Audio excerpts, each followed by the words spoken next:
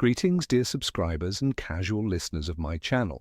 I've said it many times, Remus Lupin is one of my favourite characters in Harry Potter, and David Thewlis, who played him in the films, deserves no less praise than Alan Rickman or Robbie Coltrane. In The Prisoner of Azkaban, we saw the very Lupin readers had fallen in love with wise, weary, but compassionate and a little mischievous, a teacher who forever remained the best defense against the dark arts professor Hogwarts had ever seen. But, unfortunately, the films never fully revealed his character. To viewers, he remained only Harry's kind mentor, someone you could talk to heart.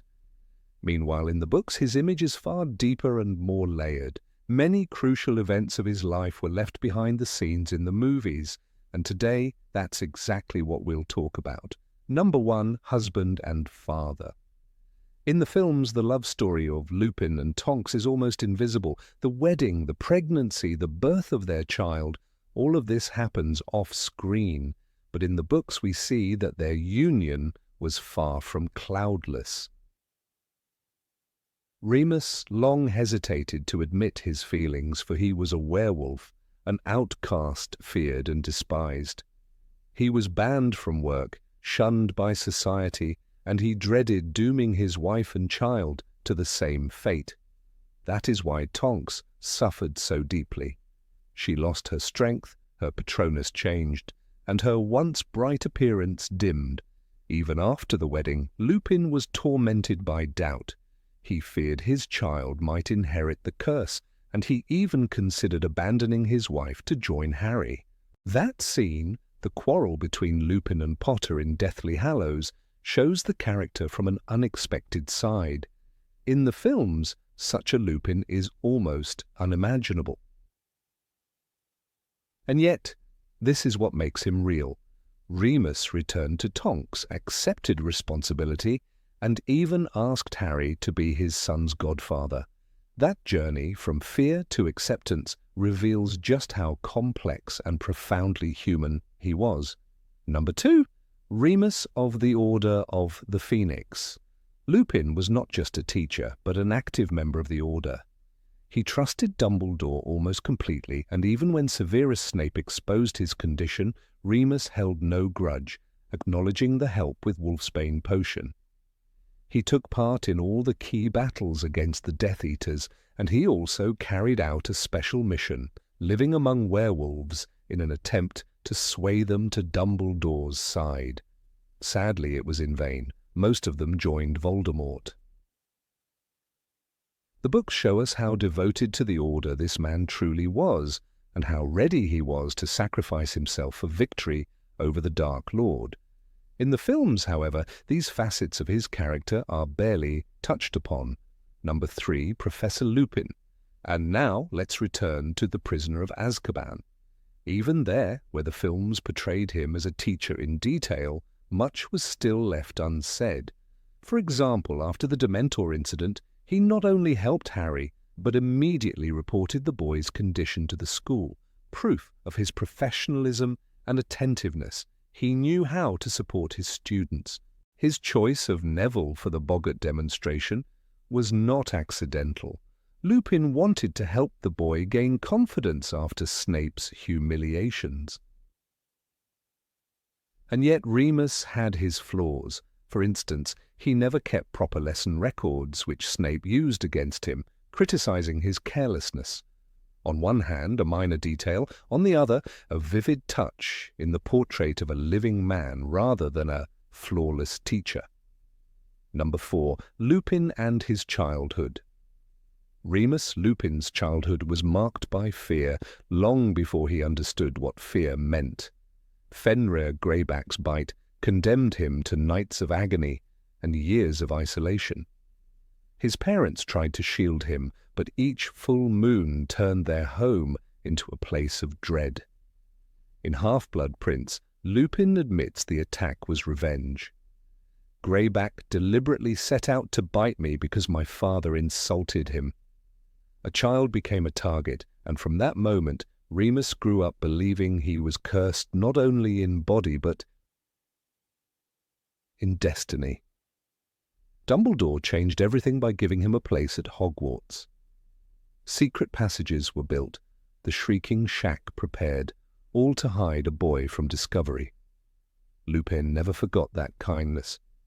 "It was only thanks to Dumbledore that I could ever attend school," he later told Harry. That gift bound him to the headmaster for life. Yet the arrangement carried its own burden. He lived with the unspoken rule that his value had to outweigh the danger he posed. That silent debt shaped his humility, his hesitations, and the constant feeling that he owed the world more than it would ever owe him. Number 5. Friends of the Marauders. At Hogwarts, Remus Lupin was never truly alone. James Potter, Sirius Black, and Peter Pettigrew discovered his secret and chose loyalty over fear. They became animagi so they could stand by him during his painful transformations. It took them the best part of 3 years to work out how to do it, Lupin tells Harry in Prisoner of Azkaban, but they did it. They became animagi. They kept me company during those dreadful nights. That act of devotion turned the curse of the werewolf into something bearable. The betrayal that followed cut deeper than claws ever could. When James and Lily were murdered, when Sirius was locked in Azkaban, and Pettigrew revealed as the traitor, Lupin lost not just friends but the foundation of his life. Rowling describes his grief with restraint, but the weight of it is clear.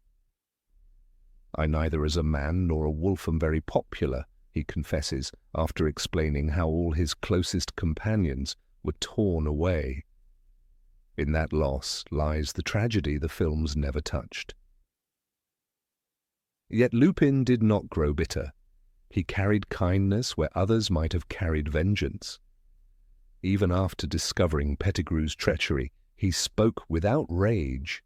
Even after years of loneliness, he remained the man who would comfort Harry on a train, who would encourage Neville in class, who would forgive more than most could. His time with the Marauders shaped him, but his true strength was in enduring their absence without letting it turn him cruel. Number 6. Poverty and exile. Remus Lupin's poverty was not a choice but a sentence handed down by the Ministry. Werewolves were barred from steady work, their very names marked with suspicion. In Harry Potter and the Order of the Phoenix, Tonks quietly mentions his hardship. He never had much money, you know why. His shabby robes and hollow cheeks told the story before anyone spoke it aloud. He lived on the margins, drifting from place to place, never certain if tomorrow would bring shelter or hunger. This exile was more than financial, it was social. Wizards crossed the street to avoid him. Parents whispered warnings about men like him. Even his brilliance as a teacher could not erase the stigma. Dolores Umbridge's legislation, aimed at restricting dangerous half-breeds, made his chances of employment vanish. Lupin himself confessed in Half-Blood Prince, "People like me get no jobs, no friends, no second chances." He was left with knowledge and skill, but no audience to hear him. The films gave us a dignified man in worn clothes. The books gave us a broken figure forced to survive on scraps of dignity in a world that had already judged him guilty. That contrast deepens the tragedy. Lupin had the mind of a scholar, the heart of a protector, yet society treated him as little more than a beast in waiting. His poverty was not just about money, it was proof of how fear and prejudice can strip a man of everything except his resolve to keep going. Number 7. Conflict with himself. Remus Lupin lived with a battle no spell could win. He longed for acceptance, for a place among others, yet feared the danger he carried inside. Every full moon reminded him that no matter how kind or clever he was, he could still become a monster. That fear shaped his choices, keeping him on the edges of society. His love for Nymphadora Tonks made the struggle worse. His heart wanted her, but his mind whispered that he had no right. This conflict bursts to the surface in Harry Potter and the Half-Blood Prince. At the Burrow, when Molly Weasley comforts Tonks, Lupin resists. He insists he is too old, too poor, and too dangerous to marry her. His words are not cold, but desperate. He is fighting his own feelings, convinced that love would only ruin her life. Tonks's Patronus, once a lively jackrabbit, changes into a wolf. It is a silent confession of her love and a reminder that she will not let him hide behind excuses. The same struggle drives him to a breaking point in Deathly Hallows. After Tonks becomes pregnant, Lupin panics. He begs Harry to let him join the hunt for Horcruxes, claiming his family would be better off without him. Harry explodes in fury. "Parents shouldn't leave their kids unless they've got to," he shouts. Lupin, humiliated, even draws his wand, ready to duel the boy he once taught.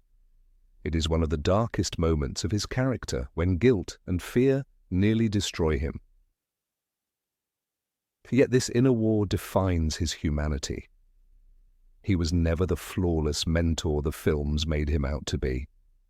He doubted, faltered, and tried to run away. But in the end, he returned. He stood by Tonks. He held his newborn son. He asked Harry to be Teddy's godfather. Lupin's greatness was not in never falling, but in always finding the strength to rise again. Number 8. The Last Battle. The Battle of Hogwarts was the end of the road for Remus Lupin. In the films, his fate is brushed aside with a fleeting glimpse of him fighting alongside Tonks. But the books let us feel the weight of his death. This was the man who had lived with shame and fear since childhood. Yet in the final hours of the war, he fought not for himself, but for the world his newborn son would grow up in. His struggle was not just against Death Eaters, but against the life that had marked him as an outcast from the start. He did not fall alone. Tonks refused to stay behind with Teddy, even when urged to safety. She made her choice to fight at her husband's side, and together they stood in the castle's last defense. In Harry Potter and the Deathly Hallows, their absence from the safe house is noticed first by Molly Weasley. "Where's Tonks? She should be with Teddy. Why isn't she with Teddy?" The answer is heartbreak. She had gone to Hogwarts, drawn by the same fire that had always defined her. Their deaths strike harder because of the silence that follows. Harry stumbles upon their bodies in the Great Hall. Rowling writes, "They lay side by side, pale and still and peaceful looking, apparently asleep beneath the dark, enchanted ceiling." There is no description of the duel, no heroic final words, just the stillness of two lives cut short, leaving behind a child who will never know his parents. The tragedy of Lupin's last stand is not only that he died, but that he died just as his life had begun to turn toward hope. He had found love, had a family, had a future worth living for, and yet war took it all away. His end beside Tonks is a symbol of the cost of Voldemort's rise. The brightest lights extinguished, leaving the survivors to carry their memory forward. Number 9. Lupin and Harry. Harry's bond with Remus Lupin was unlike any other relationship he had at Hogwarts. Lupin was the first adult who could tell him about James and Lily, not as legends, but as friends he had once known. For Harry, this was priceless. In Harry Potter and the Prisoner of Azkaban, Lupin quietly says, "I knew your father well. We were friends at school." That simple sentence meant more to Harry than a dozen lessons in spellwork. It was a doorway into a past he longed to understand. But Lupin never let himself become a substitute father. He guided Harry with care, yet always kept a line between them. When teaching the Patronus charm, he encouraged Harry with patience, but still refused to coddle him. "You are not weak, Harry. The Dementors affect you most because there are horrors in your past that others don't have." The words were firm, not indulgent. He gave Harry strength without ever stepping into James's place. This restraint came from Lupin's own fears. He knew what it meant to lose control, to be a danger to others. That fear made him cautious, even with Harry. In Order of the Phoenix, when Sirius and Harry's friendship began to blur the line between godfather and reckless companion, Lupin was the voice of balance. He reminded both of them that Harry needed guidance, not escape. He was careful not to claim the role himself, but his presence was steady, a quiet counterweight to Sirius's impulsiveness. The beauty of their connection lies in its silence. Harry trusted Lupin enough to confide in him, yet Lupin always gave him the space to choose his path. He offered wisdom, not commands, comfort, not control. That balance turned Lupin into a rare figure in Harry's world, someone who honored his parents' memory without ever trying to replace them. Number 10, the shadow of Fenrir Greyback. Fenrir Greyback is the shadow that followed Remus Lupin from childhood. Greyback attacked him when he was only a small boy, and from that night onward, Remus was marked forever. He was no longer simply a wizard's child, but a werewolf, forced into secrecy and shame. In Harry Potter and the Half-Blood Prince, we learn that Greyback enjoyed targeting children to leave them contaminated. Remus's life was the living proof of that cruelty. What makes this detail powerful is how little the films explored it. On screen, Lupin is simply the good werewolf. In the books, he is the scarred boy who grew into a man while carrying the nightmare of Fenrir Greyback in his past. Despite the trauma, Remus did not grow into a monster. Greyback raised many werewolves into packs of violence, feeding on hatred toward wizards. Remus took the opposite path. He clung to dignity and compassion even when the world turned its back on him. In Harry Potter and the Half-Blood Prince, he admits to Harry, "I lived among my own kind, but they are driven to violence, theft, even murder."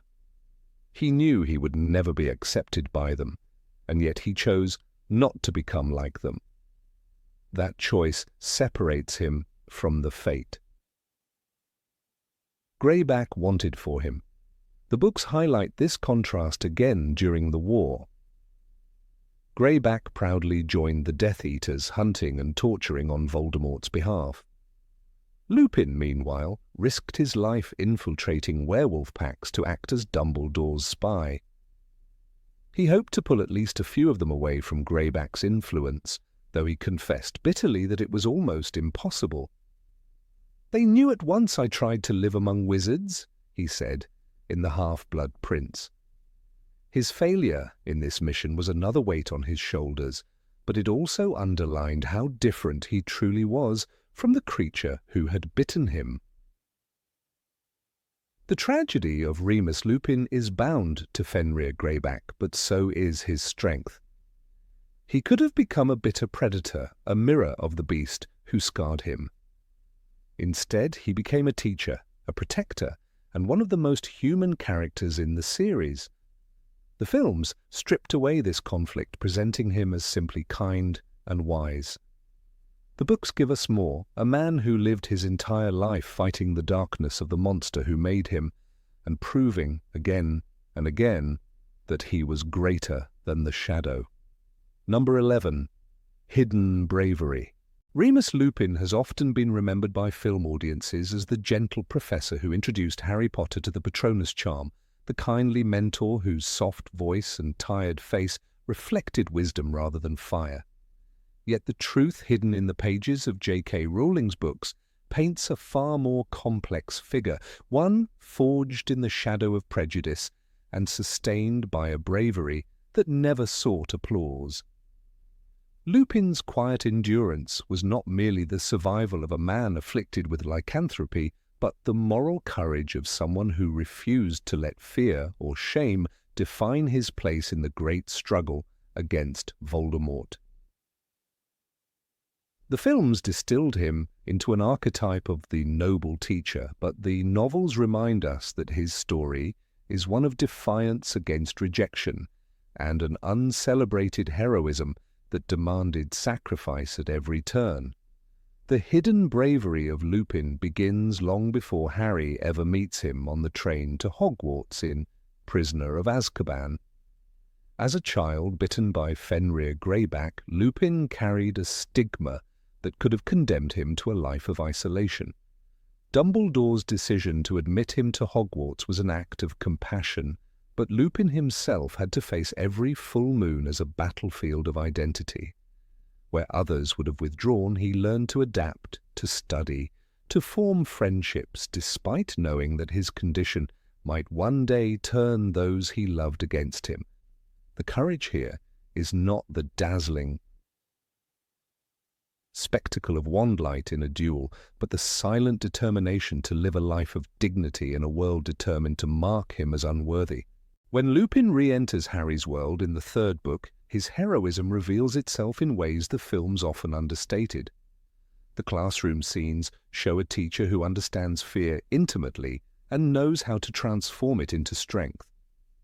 He does not lecture with arrogance, but places Neville Longbottom, the shyest boy in the room, at the center of the boggart lesson. "This is what I thought," Lupin says in the book, recognizing that Neville needed to see his fears mocked in order to gain confidence. What seems like a teaching trick is in truth an act of bravery, because Lupin is constantly reminded of his own fears, of his own monstrous reflection, and still chooses to help others confront theirs. The films made these lessons gentle moments, but in the text they are triumphs of empathy born from suffering. The Order of the Phoenix exposes another side of Lupin that rarely makes it to the screen. Unlike many members who had families, homes, or reputations to defend, Lupin lived a life of displacement, unable to hold steady work because of prejudice against werewolves. Yet he was always present for missions, accepting the most dangerous assignments without question. Sirius Black described him once as the good one among the Marauders, but this goodness was never passive. During the battle at the Department of Mysteries, Lupin is the one who tries to hold the group together, fighting Death Eaters while also keeping a watchful eye on Harry. The novel emphasizes his role as both warrior and guardian, a man who, despite his inner turmoil, steps into the fire whenever called. The films often skip over the personal torment Lupin faces when love enters his life. His relationship with Nymphadora Tonks is not simply a romantic subplot, but a battlefield of self-worth. Lupin resists her affection, not because he doubts her sincerity, but because he fears passing his curse to future children and exposing her to the scorn he has always known. "It is a to bring another into the world," he says bitterly in the books, revealing the depth of his self-condemnation. Choosing to marry Tonks and later to stand by her side during the darkest days of the war required a different kind of bravery. The courage to accept love when everything in. His past taught him he did not deserve it. In Half-Blood Prince, Lupin's role is quieter but equally telling. While Harry and his friends return to school, Lupin spends his days living among werewolves, attempting to convince them to resist Voldemort's promises of acceptance in exchange for loyalty. This is an incredibly dangerous mission, and it demonstrates a form of bravery not defined by spell work, but by moral conviction. To walk into a community that regards you with suspicion and still try to be a voice of conscience demands enormous inner strength. Lupin knows he could be torn apart by those he is trying to help, yet he continues because he refuses to surrender anyone, even the outcasts, to Voldemort's grasp. Perhaps the clearest moment of Lupin's hidden courage comes in Deathly Hallows, when he confronts Harry at Grimmauld Place. He offers to join Harry, Ron, and Hermione on their quest, but when Harry realizes Lupin's true motive, his attempt to run from Tonks and the unborn child, he lashes out. "You're afraid to go back to her," Harry cries. It is a brutal accusation, and for a moment Lupin's composure collapses, yet what follows is one of the most human moments in the series. Lupin eventually returns, reconciles with Tonks, and becomes a father.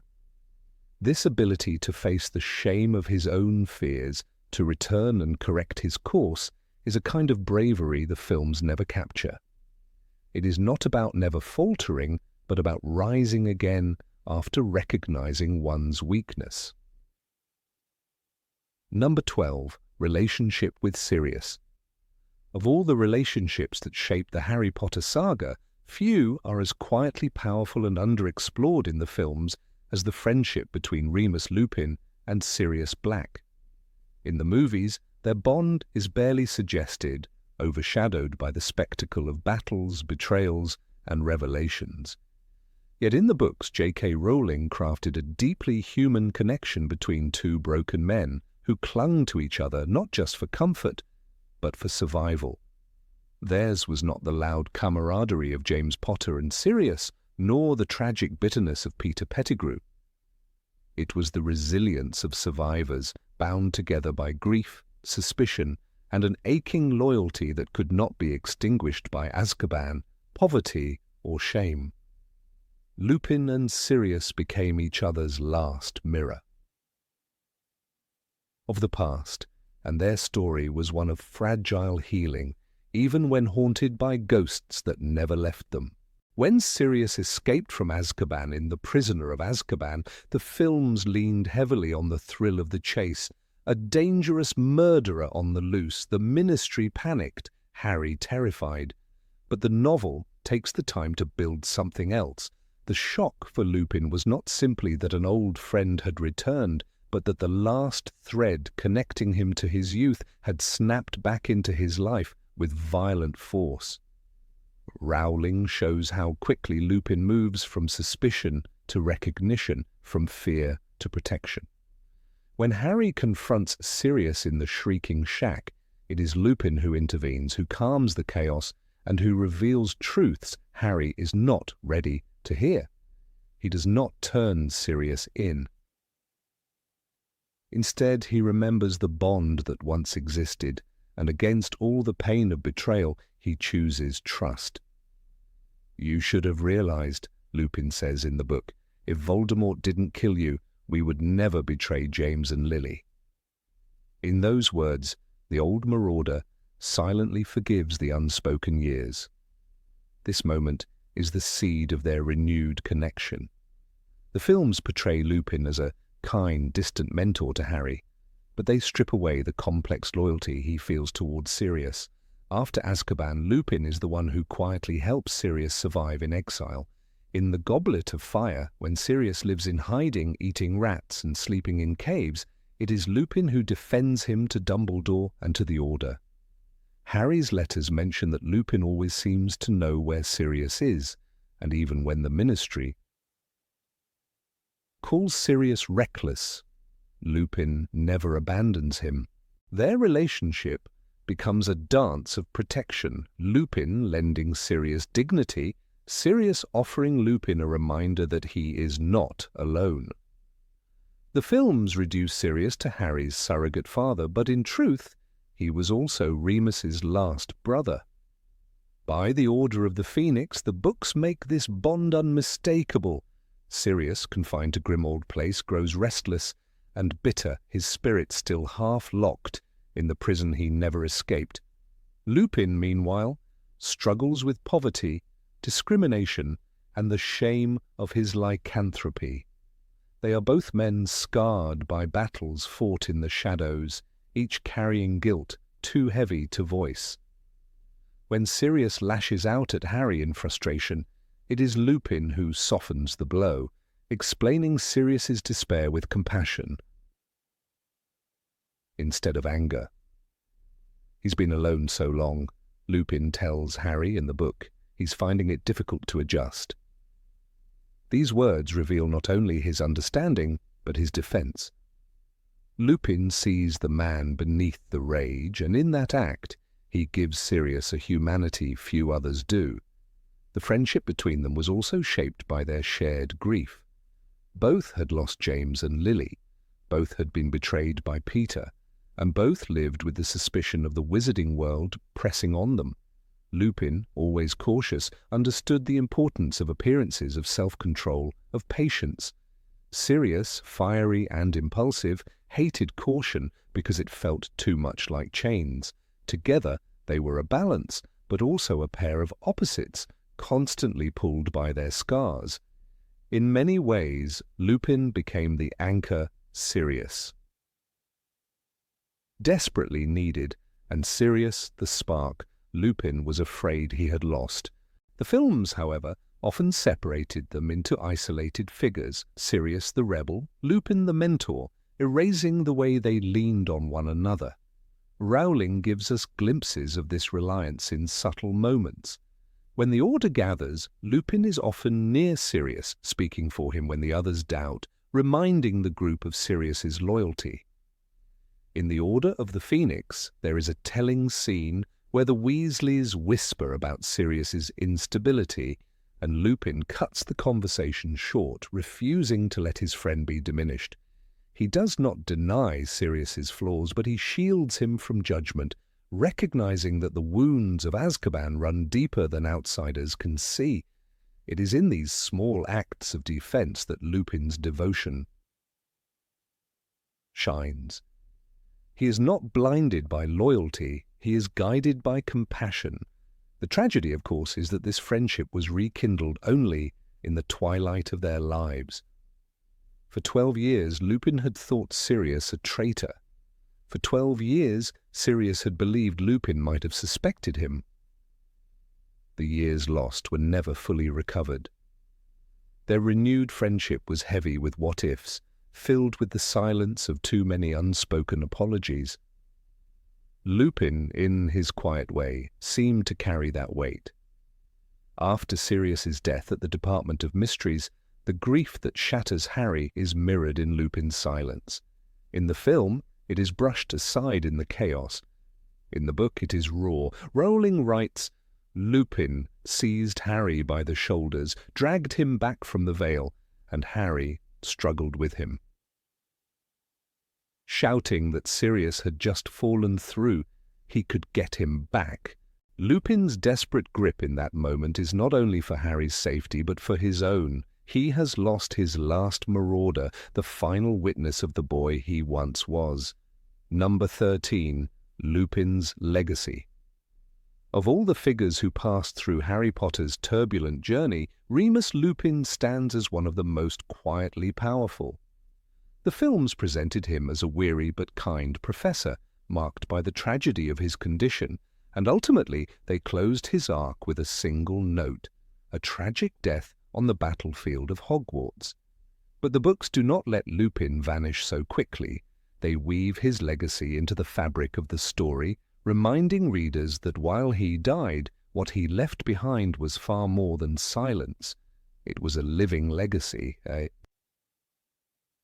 son born in the darkest time, and an unbroken thread of compassion and loyalty that survived beyond him. Lupin in the novels is not simply the melancholy mentor of Prisoner of Azkaban. He is a man who struggles with poverty, shame, and self-loathing, but also one who consistently shows bravery when others falter.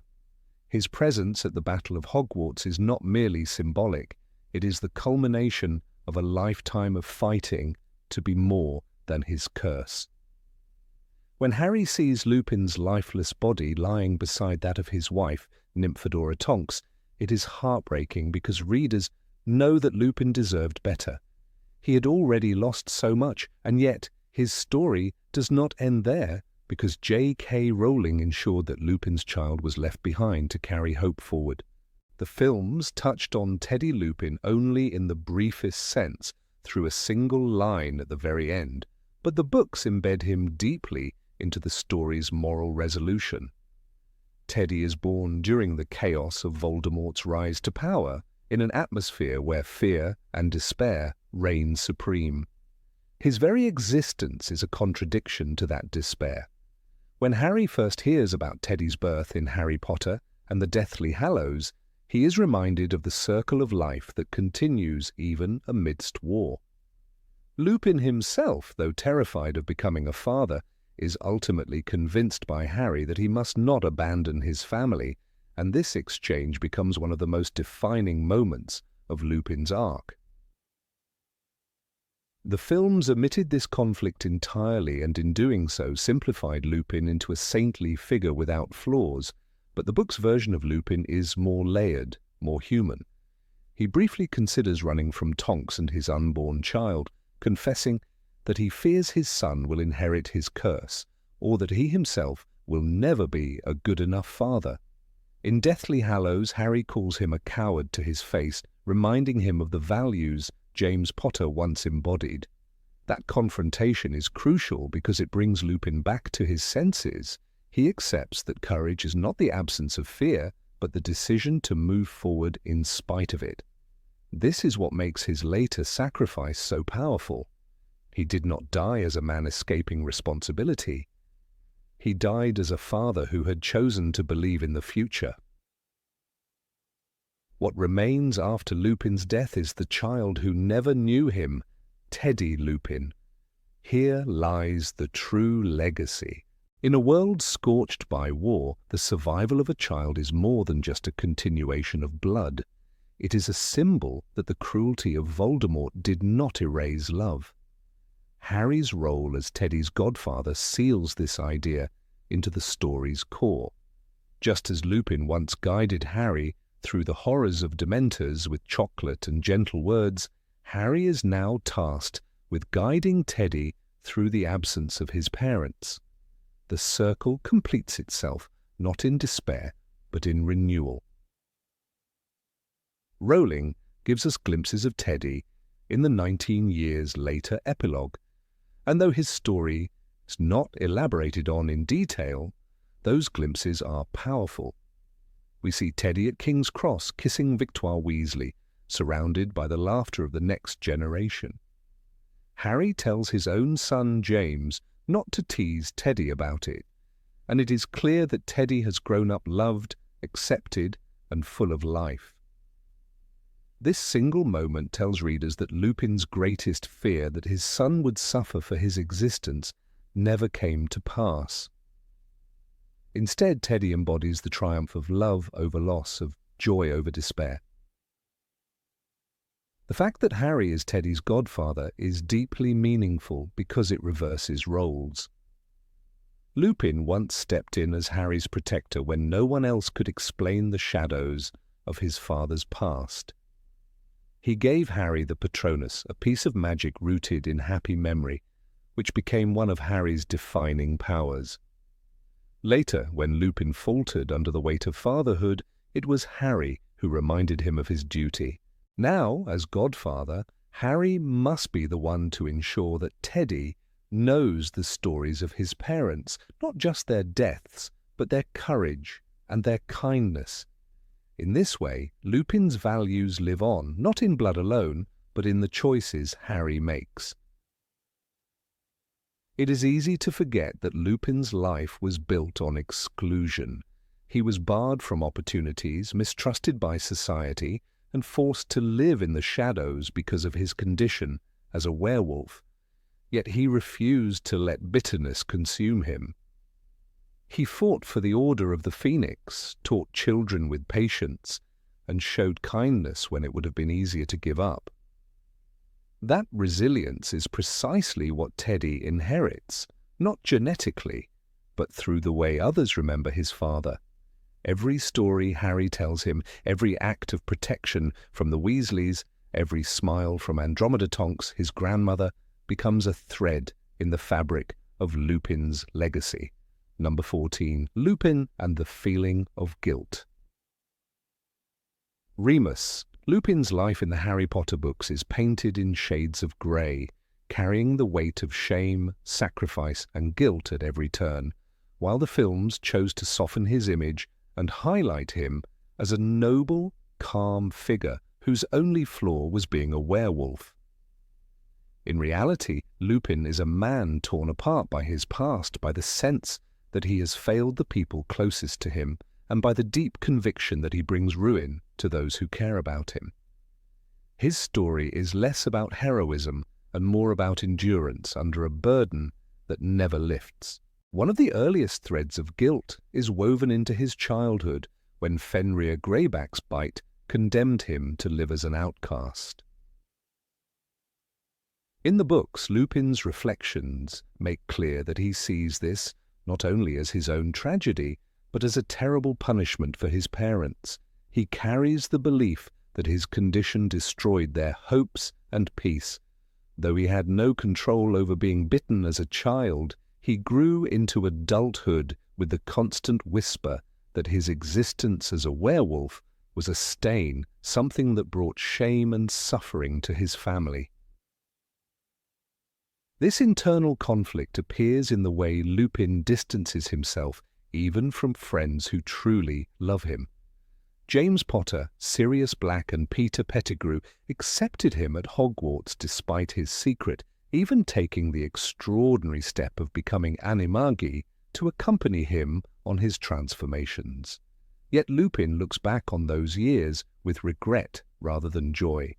He confesses in Harry Potter and the Prisoner of Azkaban, "I have been a coward. I have avoided showing myself for fear of the full moon and what I might do, and I should have told Dumbledore that Sirius was an animagus, but I was too ashamed of being what I am." His guilt is not only about his nature, but about the consequences of silence, a silence that cost James and Lily their lives. While the films keep Lupin in a consistently calm and wise posture, the books expose a man who cannot forgive himself for past choices. The Betrayal of the Potters by Peter Pettigrew leaves scars across Lupin's conscience. He tortures himself with the thought that he should have seen through Wormtail, that he should have been the one to uncover the treachery. His feelings become almost unbearable when Sirius is imprisoned and branded a murderer, while Lupin, isolated and poor, remains free but consumed by doubts. The books give us this darker image of Lupin quietly haunted, while the films present a man who simply reappears in Harry's life as a friendly mentor. On the page, his guilt makes him fragile, mistrustful, and uncertain about where he belongs. Lupin's guilt also shapes his interactions with Harry himself. In Prisoner of Azkaban, his tenderness toward James's son is shadowed by the sorrow of his own failures. He looks at Harry and cannot separate the boy from the parents he lost. This connection often overwhelms him with emotion, though he tries to hide it. Harry notices the kindness, the sense that Lupin understands his loneliness better than anyone else, but beneath that surface is the older man's heavy grief. He could not protect Harry's parents, and he feels he has little right to guide their son. The films reduce this nuance, portraying Lupin as a steady protector, rather than a man whose every smile is weighed down by regret. When love finally comes into his life through Nymphadora Tonks, Lupin turns against his own happiness. He convinces himself that he is not worthy of her, that his condition and poverty make him a curse rather than a partner. In Harry Potter and the Half-Blood Prince, he explains, "She deserves someone young and whole." His words reveal the pattern that dominates his life. Even joy is twisted into guilt. Tonks loves him fully without hesitation, but Lupin interprets her devotion as a mistake. The films simplify their romance, focusing on the fact of their love, rather than the storm inside Lupin, who nearly abandons Tonks and their unborn child out of fear that he will bring misery upon them. This moment becomes one of the clearest displays of how guilt drives him toward self-destruction. In Harry Potter and the Deathly Hallows, Lupin attempts to leave Tonks during her pregnancy, rationalizing that the child would be ashamed of a father who is a werewolf. Harry, furious, confronts him. "My father would have wanted me to tell you that you are acting like a coward." Lupin, shaken, realizes the truth of these words, but the fact that he needed such a brutal confrontation shows how deep his guilt had taken root. He was ready to flee from his family to prevent hurting them, not recognizing that this very abandonment would cause the pain he feared. The films only briefly touch on this conflict, leaving audiences with the impression of a loyal husband rather than a man battling despair. Lupin's guilt is not confined to personal relationships. It defines his role in the Order of the Phoenix as well. Unlike Sirius, who burns with defiance, or Moody, who embodies suspicion, Lupin brings a quieter energy, but it is the energy of someone who never expects to survive. He accepts dangerous missions and impoverished conditions as if they are penance for his existence. His willingness to risk his life is genuine bravery, but it is also an extension of his belief that his life is worth less, that he owes something to the world for the curse he carries. The films highlight his bravery, but often miss the self-destructive undertone, turning him into a symbol of wisdom rather than a man with a broken sense of self-worth. Even the way Lupin views fatherhood reveals the same painful pattern. Teddy Lupin's birth should have been a moment of joy, a second chance for him to build a family after losing everything. Yet instead of celebrating, Lupin sinks further into fear. His child becomes another reason to feel guilty, another innocent life that might be damaged by his condition. The books never let him escape this torment, even though readers understand that Tonks and Teddy truly love him.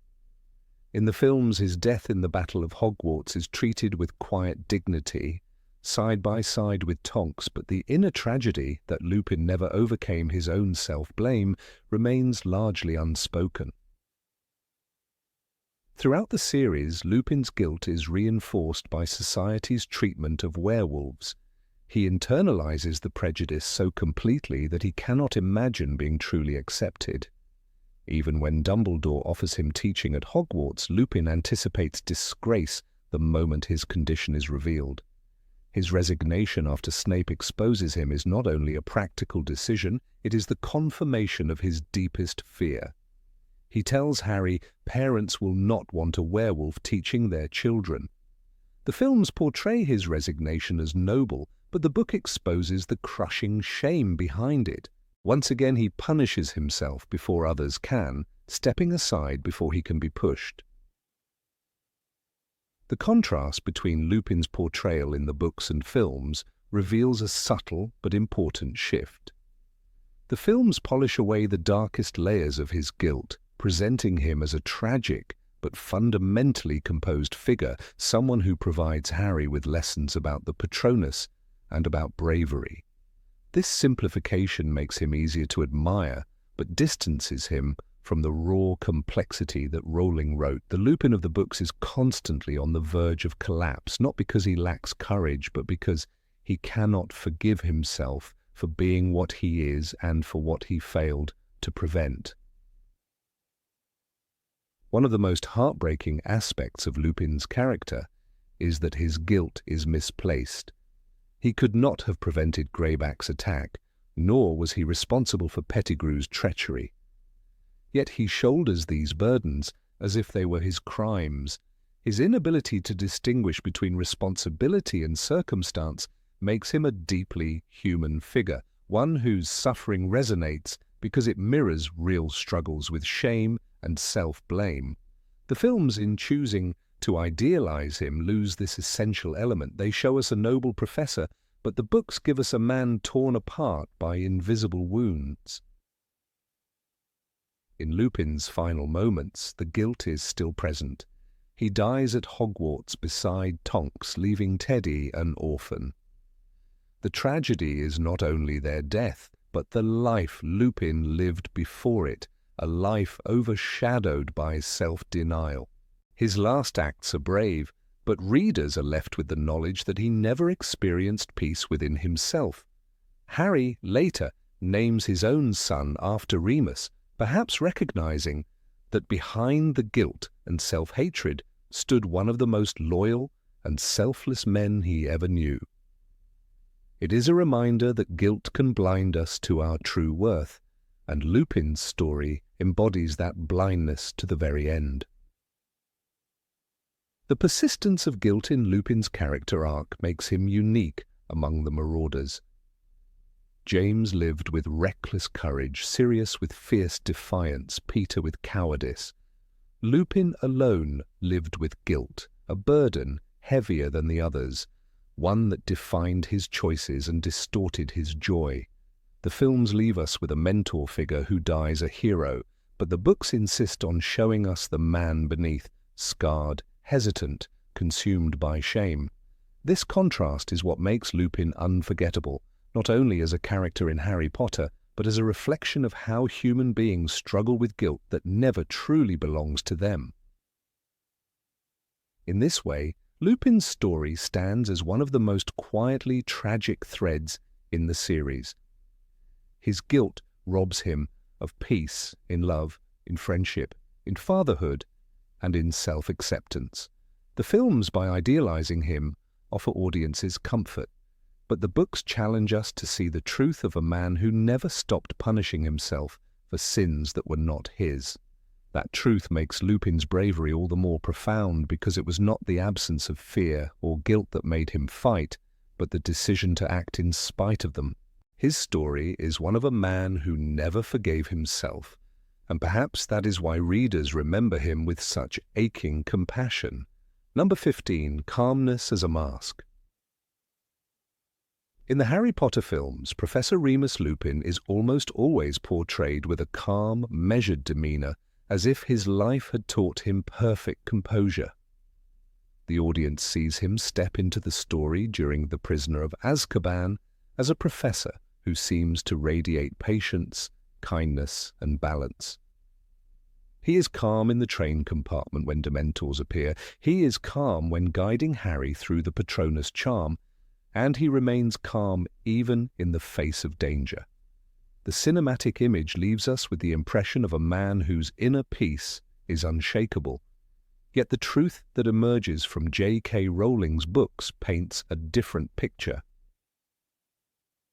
Lupin's quietness was not the natural stillness of a man untouched by turmoil, but the fragile shield of someone who has lived with constant pain and chose to hide it behind politeness and restraint.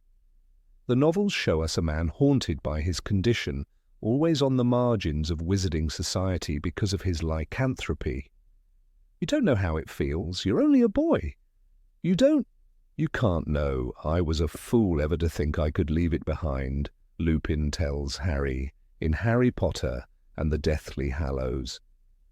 These words reveal not calmness, but despair and bitterness. His werewolf nature was not a detail that he simply accepted. It was a burden that forced him into poverty, prevented him from forming stable bonds, and made him question his worth. The mask of tranquility in the films hides this battle, making him appear more like a serene mentor than a man carrying a lifetime of exclusion. In the books, Lupin's fear of himself is profound. From childhood, he had lived under the shadow of transformation. His parents' house became a prison every full moon, and he grew up internalizing shame and secrecy. Hogwarts gave him friends and acceptance, but even then his friendships with James Potter, Sirius Black, and Peter Pettigrew carried a hidden cost. They learned to become animagi to accompany him during his transformations, but this only emphasized his difference. Rowling writes that Lupin had never been more grateful to anyone than he was to James, Sirius, and Peter, Prisoner of Azkaban. Yet gratitude itself was tied to guilt. He needed others to sacrifice in order for him to feel human. This is not the story of serenity. It is the story of someone constantly negotiating between the fear of rejection and the need for companionship. The films rarely let us see Lupin's exhaustion. In the books, his worn appearance and threadbare clothes are often mentioned. Harry notices that his professor looks ill, pale, and shabby, as though he had suffered a great deal. Prisoner of Azkaban. This visual detail matters because it reminds us that the calm smile was stretched across a face marked by poverty and sleepless nights. He was a man always on the edge of collapse, relying on self-control because he had no other option. The mask of calmness, when looked at closely, becomes a survival mechanism, one more scar among the many left by his condition. Lupin's teaching in the third book illustrates the mask at work. When Harry faces the boggart in Professor Lupin's class, it turns into a Dementor, and Lupin steps in to protect the boy. The scene feels reassuring in the film, showing Lupin as a mentor capable of defending his students without hesitation. But in the book, Lupin's intervention is driven by his own vulnerabilities. He admits to Harry later that he stopped the boggart because he feared it would transform into the full moon before the class, revealing his secret to everyone. This confession shows that his calm handling of the boggart was not a matter of innate composure, but of desperation to conceal his true nature. The serenity on the surface hides an anxiety that could have destroyed him socially if exposed. This double life weighs heavily during the events of Order of the Phoenix. Lupin is part of the Order, fighting against Voldemort, yet he remains one of the most marginalized members. He tells Harry that werewolves are shunned, that he cannot find proper employment, and that his only hope of contribution is through Dumbledore's trust. His role in the Order is shaped by loyalty and necessity, but it is also driven by fear of irrelevance. In the film, his calm presence in Grimmauld Place appears almost comforting. In the book, his quietness masks the fact that he is excluded even from his own kind, distrusted by both sides, and living with the knowledge that he is useful only until suspicion overwhelms tolerance. The most powerful example of his mask slipping comes in Deathly Hallows, when Lupin approaches Harry, Ron, and Hermione after fleeing from his pregnant wife, Tonks. In the films, this crisis is muted. Lupin still appears reasonable, troubled, but composed. The book, however, gives us a raw glimpse of his inner torment. When Harry accuses him of cowardice, Lupin explodes. "Sometimes you remind me a lot of James." He called it my furry little problem in company. "Many people were prepared to accept a werewolf, but I had a hard enough time anyway, with my condition." The anger, the defensiveness, the self-loathing, all of it reveals a man not at peace but at war with himself. The mask of calmness fractures, and for a moment we see the anguish he had been concealing for decades. This confrontation with Harry is crucial because it highlights how fragile Lupin's composure truly was. He had convinced himself that by leaving Tonks and their unborn child, he was protecting them from his curse. But beneath that rationalization was fear. Fear of rejection, fear of passing on the stigma, fear of failing as a father. His moment of anger shows that the calm professor was never truly calm inside. He was a man drowning in doubts, desperately clinging to control in order to keep his world from falling apart. The films erase this vulnerability, offering a cleaner image of a noble mentor rather than a broken man wrestling with despair.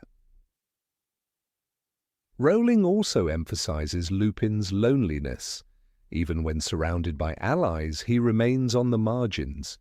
His shabby robes, his constant movement from place to place, and his inability to provide for himself are reminders that society has no place for him.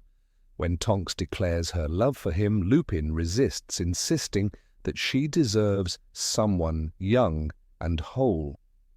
This refusal shows how deeply he internalized the rejection he faced throughout his life. His calmness when rejecting Tonks in Half-Blood Prince is heartbreaking, not because it reflects serenity, but because it reveals resignation. He had built a mask so strong that he almost convinced himself he did not deserve happiness at all. The films, however, streamline this subplot, softening his resistance and focusing instead on their eventual union. By doing so, they miss an essential element of his character, that even love was something Lupin had to fight against his own instincts to accept. His calm demeanor on screen conceals the storm of self-doubt that rages in the books. The audience sees a composed man who eventually embraces love. The reader knows it was the most difficult battle of his life. Another striking detail lies in Lupin's attitude toward Harry. The films often present him as the most balanced of Harry's mentors, a calm guide through dark times. Yet in the books, his mentorship is laced with guilt and a sense of failure. He feels indebted to James and Lily for their friendship, and by extension, he feels responsible for Harry. His lessons about the Patronus are not simply a gift of knowledge, they are acts of penance, attempts to make up for his inability to protect Harry's parents. His calm encouragement during practice hides a quiet desperation to be useful, to matter, and to redeem his failures as a friend. The serenity masks guilt as much as it masks fear. Even Lupin's death underscores the fragility of his calmness. In the Battle of Hogwarts, he dies alongside Tonks, leaving their son Teddy orphaned. The films gloss over his death, showing only a brief glimpse of his body. The books, however, force us to face the cruel irony. A man who had feared passing on his curse is taken before he could raise his child, leaving Teddy to grow up without parents. His life ends as it had been lived, marked by loss, fear, and the relentless struggle against a fate he could never escape. The calm figure we saw in the films becomes, in the novels, a tragic hero who never truly found peace. The difference between book and film, Lupin matters because it changes how we interpret his role in the story. The films give us a noble mentor, almost flawless in composure, an anchor of calmness in a chaotic world. The books, however, give us something far more human, a man who wore serenity like armor, who hid his exhaustion and fear behind a mask, and who constantly fought to remain part of a world that did not want him. His calmness was not his nature, it was his shield, forged from pain, rejection, and relentless struggle. Understanding Lupin this way deepens his story. It makes his moments of kindness more meaningful because they were chosen in spite of suffering. It makes his moments of anger more powerful because they reveal the cracks in the mask, and it makes his death more tragic because it silenced a man who had never been allowed to live openly. The calmness of film Lupin comforts us, but the complexity of book Lupin reminds us that real strength often looks like holding yourself together while you are breaking inside. Number 16, the ability to forgive. Remus Lupin's story in the Harry Potter series is not one of triumph or glory, but of quiet dignity in the face of relentless misfortune.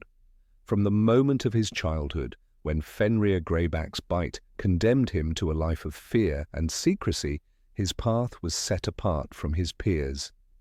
Yet, unlike many who suffer repeated rejection and humiliation, Lupin never hardened into bitterness. Instead, he cultivated an extraordinary gentleness that the films highlighted even more vividly than the books. The cinematic version of Lupin is painted with warmer tones, often shown as a calm, almost saint-like mentor, whose quiet wisdom serves as a counterbalance to the tempestuous youth of Harry, Ron, and Hermione. This idealization focuses particularly on his ability to forgive, a trait that defines his character and makes his presence in the story so emotionally powerful. The most striking example of this forgiveness comes through his complicated relationship with Severus Snape. In their school days, Snape's disdain for Lupin was fueled by prejudice against werewolves and by the cruel pranks of the marauders, James and Sirius especially. Snape's discovery of Lupin's condition could have destroyed Remus's entire future, for werewolves lived under heavy stigma in wizarding society. Indeed, it was Snape's slip that exposed Lupin's lycanthropy during his time as a professor at Hogwarts, ending a short career in which Lupin had proven himself to be the best defense against the dark arts teacher Harry ever had. One might expect burning resentment from Remus, yet his response is far from vengeance. Instead, he remains grateful for the Wolfsbane potion that Snape brewed, acknowledging, "Professor Snape has made it for me. I must drink it this evening if I am to stay safe." Gratitude where bitterness should have reigned, that is Lupin's quiet strength. This ability to see the humanity even in those who sought to humiliate him reveals a deeper resilience. The films underscore this by presenting Lupin as a mentor figure who maintains composure even when insulted. His interactions with Snape, particularly in The Prisoner of Azkaban, highlight this contrast. While Snape seethes with old hatred, Lupin responds with civility, sometimes even a weary kindness, as if he recognizes that Snape's anger is a prison of its own making. The camera lingers on Lupin's calm face, suggesting a man who has endured far worse than petty insults and who refuses to let hatred dictate his actions. In a world dominated by cycles of revenge and betrayal, Lupin emerges as a quiet anomaly. The contrast becomes even sharper when considering his attitude toward Peter Pettigrew. Betrayal defines Pettigrew's place in the story. He handed James and Lily Potter over to Voldemort, leading to their deaths and the near destruction of their child. He framed Sirius Black, sending him to Azkaban for 12 long years. For Remus, who loved James as a brother and cherished the loyalty of Sirius, Pettigrew's treachery should have been unforgivable. Yet in the Shrieking Shack, when Pettigrew is cornered and grovelling for his life, it is Lupin who tempers the fury of Sirius. He agrees with Harry that Pettigrew should live, saying, "If he is dead, we can prove nothing. He will escape again." Though anger trembles in his voice, his judgment remains clear. He does not leap at the chance to avenge decades of loss. Instead, he sees the larger picture and extends, if not forgiveness, then restraint, a mercy that keeps him from becoming like those who destroy out of hatred. That moment in the Shrieking Shack encapsulates Lupin's inner philosophy. Forgiveness for him is not weakness, but power. It is the choice to rise above pain rather than sink into it. In the films, this scene is played with a subdued intensity. Lupin does not shout or rage. He stands steady, a man deeply wounded but unwilling to let vengeance consume him. His calm contrasts with Sirius's feral anger, emphasizing that Lupin's greatest weapon is his control. Forgiveness is not denial of wrongs, but refusal to let those wrongs dictate his soul. Through Lupin, the audience sees that mercy is not the absence of justice, but the triumph of compassion over destruction. Another layer of his forgiveness lies in how he views his own curse. Being a werewolf in the wizarding world is a sentence to lifelong discrimination. Employment is nearly impossible, relationships are fraught with danger, and trust is perpetually in question. Lupin could have turned his suffering outward, lashing at the society that cast him aside. Instead, he accepts his condition with humility, never blaming others for his fate.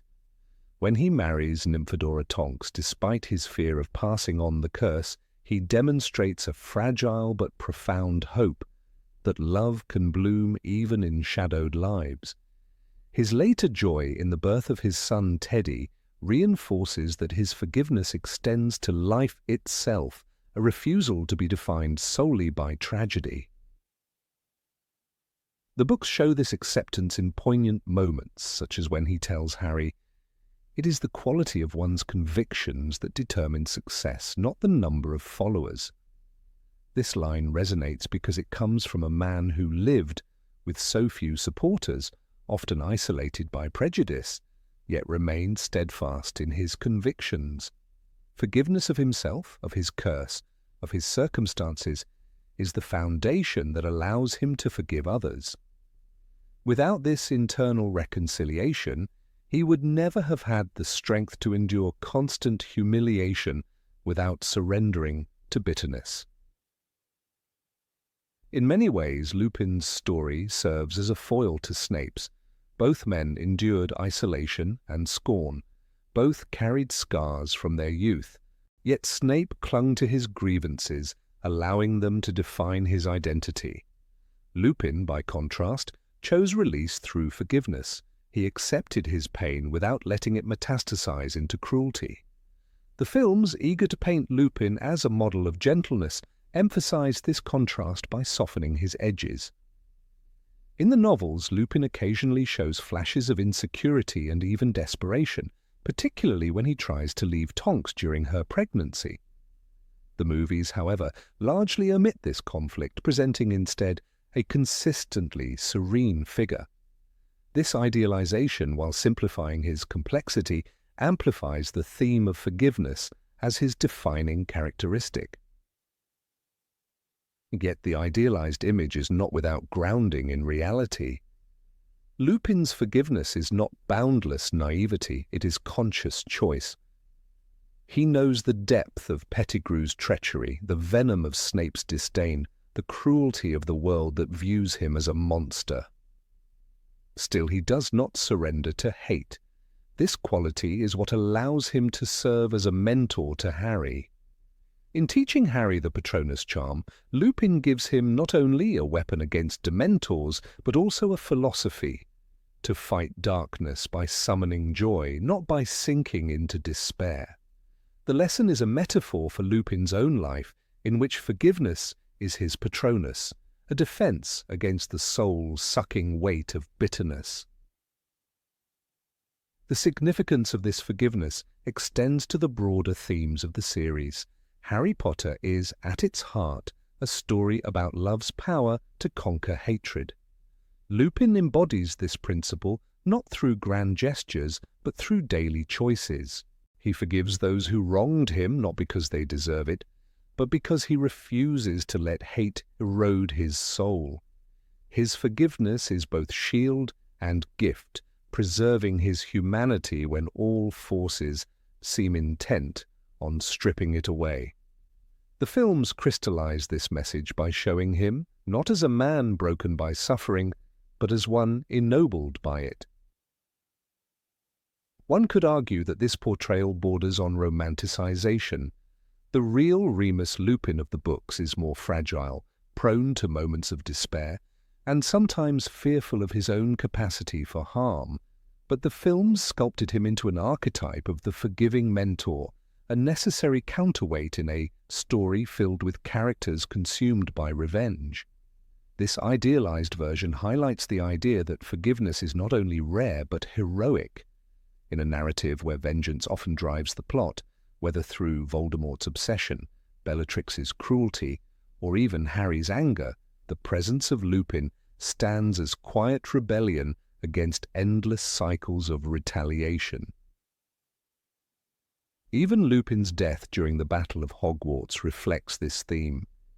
He falls alongside Tonks, leaving their infant son orphaned, echoing Harry's own childhood. Yet, unlike the bitterness that consumed so many, Lupin's legacy to his son is not vengeance, but the memory of a father who chose love over hate. The films show his body lying peacefully, as though even in death he is untouched by rage. It is an image of quiet closure, a visual confirmation that forgiveness can outlast even mortality. In remembering Lupin, audiences are drawn not to his powers as a wizard, but to his powers as a man. His ability to forgive Snape, to spare Pettigrew, to accept his curse, and to teach through kindness rather than anger marks him as one of the most morally resilient figures in the series. The films idealize this aspect, smoothing away contradictions, yet in doing so they crystallize the essence of his character. Lupin's story is not about triumph over enemies, but triumph over bitterness. His strength is not in spells or duels, but in the courage to forgive when every reason screamed for vengeance. Ultimately, Lupin's forgiveness becomes a mirror for the audience. In him, we see the possibility of living with scars without letting them define us. The films may have heightened his serenity, but they did so to illuminate the heart of the character, a man whose greatest power was the refusal to hate. In a world where darkness spreads through vengeance and fear, Lupin teaches the radical lesson that mercy can be stronger than rage, and that forgiveness, though quiet, can change the course of destiny. Number 17, Hidden Irony. Remus Lupin, when first introduced in Harry Potter and the Prisoner of Azkaban, was not the grand, noble figure the films painted him to be. In the books, his essence carried something sharper and more human, an undercurrent of quiet humor that spoke volumes about his resilience. He was scarred, literally and emotionally, and his light touches of wit were not just whimsical flourishes, they were weapons, shields, and gentle gifts to those who needed confidence. The films, however, dulled this edge, framing him as the endlessly calm, kind professor. While that kindness was real, the books reveal a character with a subtle irony, a man who understood suffering so well that humor became his lifeline. Take, for instance, in the moment when Lupin selected Neville Longbottom to face the boggart during Defense Against the Dark Arts class. The films reduced this scene to an educational exercise, meant only to build Neville's confidence. But in the book, the choice carries a sly irony. Lupin knew that Neville's boggart would take the form of Severus Snape, and when he guided Neville to imagine Snape in his grandmother's clothes, it was not only empowering for Neville, it was a carefully veiled jab at Snape himself. Rowling's narration captures Lupin's intent with precision. "I thought Neville deserved a turn," he said lightly. It was lightness with layers. Neville gained strength, Snape was humbled, and the students saw humor as a means of disarming fear. This is Lupin's brilliance. His teaching was wrapped in irony that soothed the weak while unsettling the proud. The irony becomes even more apparent when one considers Lupin's history with the Marauders.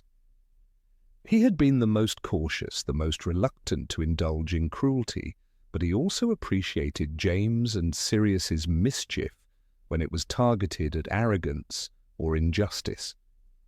His choice with Neville reflects that sensibility. It was not bullying, but a joke made at the expense of someone whose own cruelty, Snape's disdain for Neville, was legendary.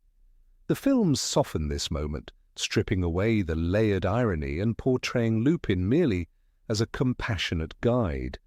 They remove the bite from his humor, flattening the sharpness that made his presence so memorable in the books.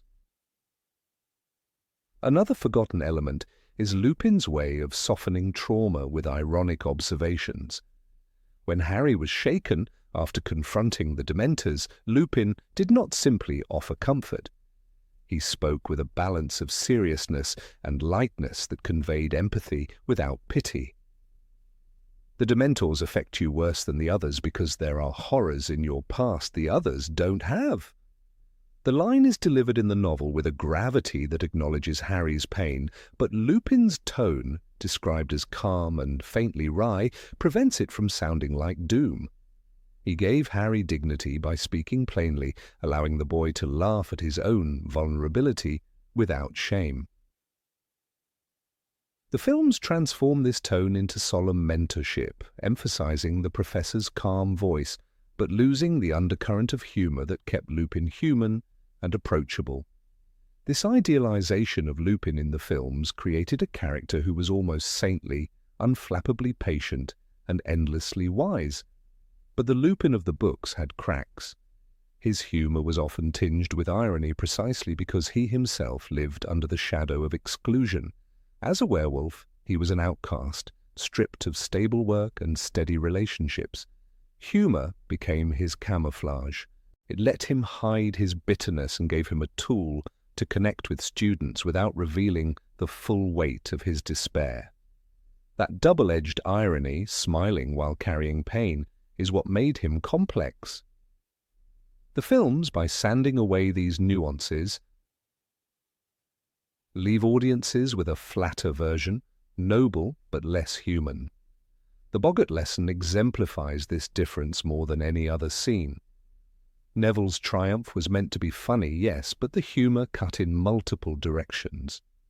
Lupin's choice allowed Neville to laugh at what terrified him, but it also exposed Snape's cruelty to ridicule in front of students. Rowling wrote it so that readers could feel the classroom buzzing with relief, a tension broken by laughter that had been impossible under Snape's tyranny. The scene was not just about conquering fear, it was about reclaiming joy. "Ridiculous!" Neville shouted, and the boggart Snape stumbled out in his grandmother's dress. The room erupted in laughter, and Lupin smiled with that faint irony that was his signature. This was his genius. He turned a lesson into theatre, where irony was as powerful as spellwork.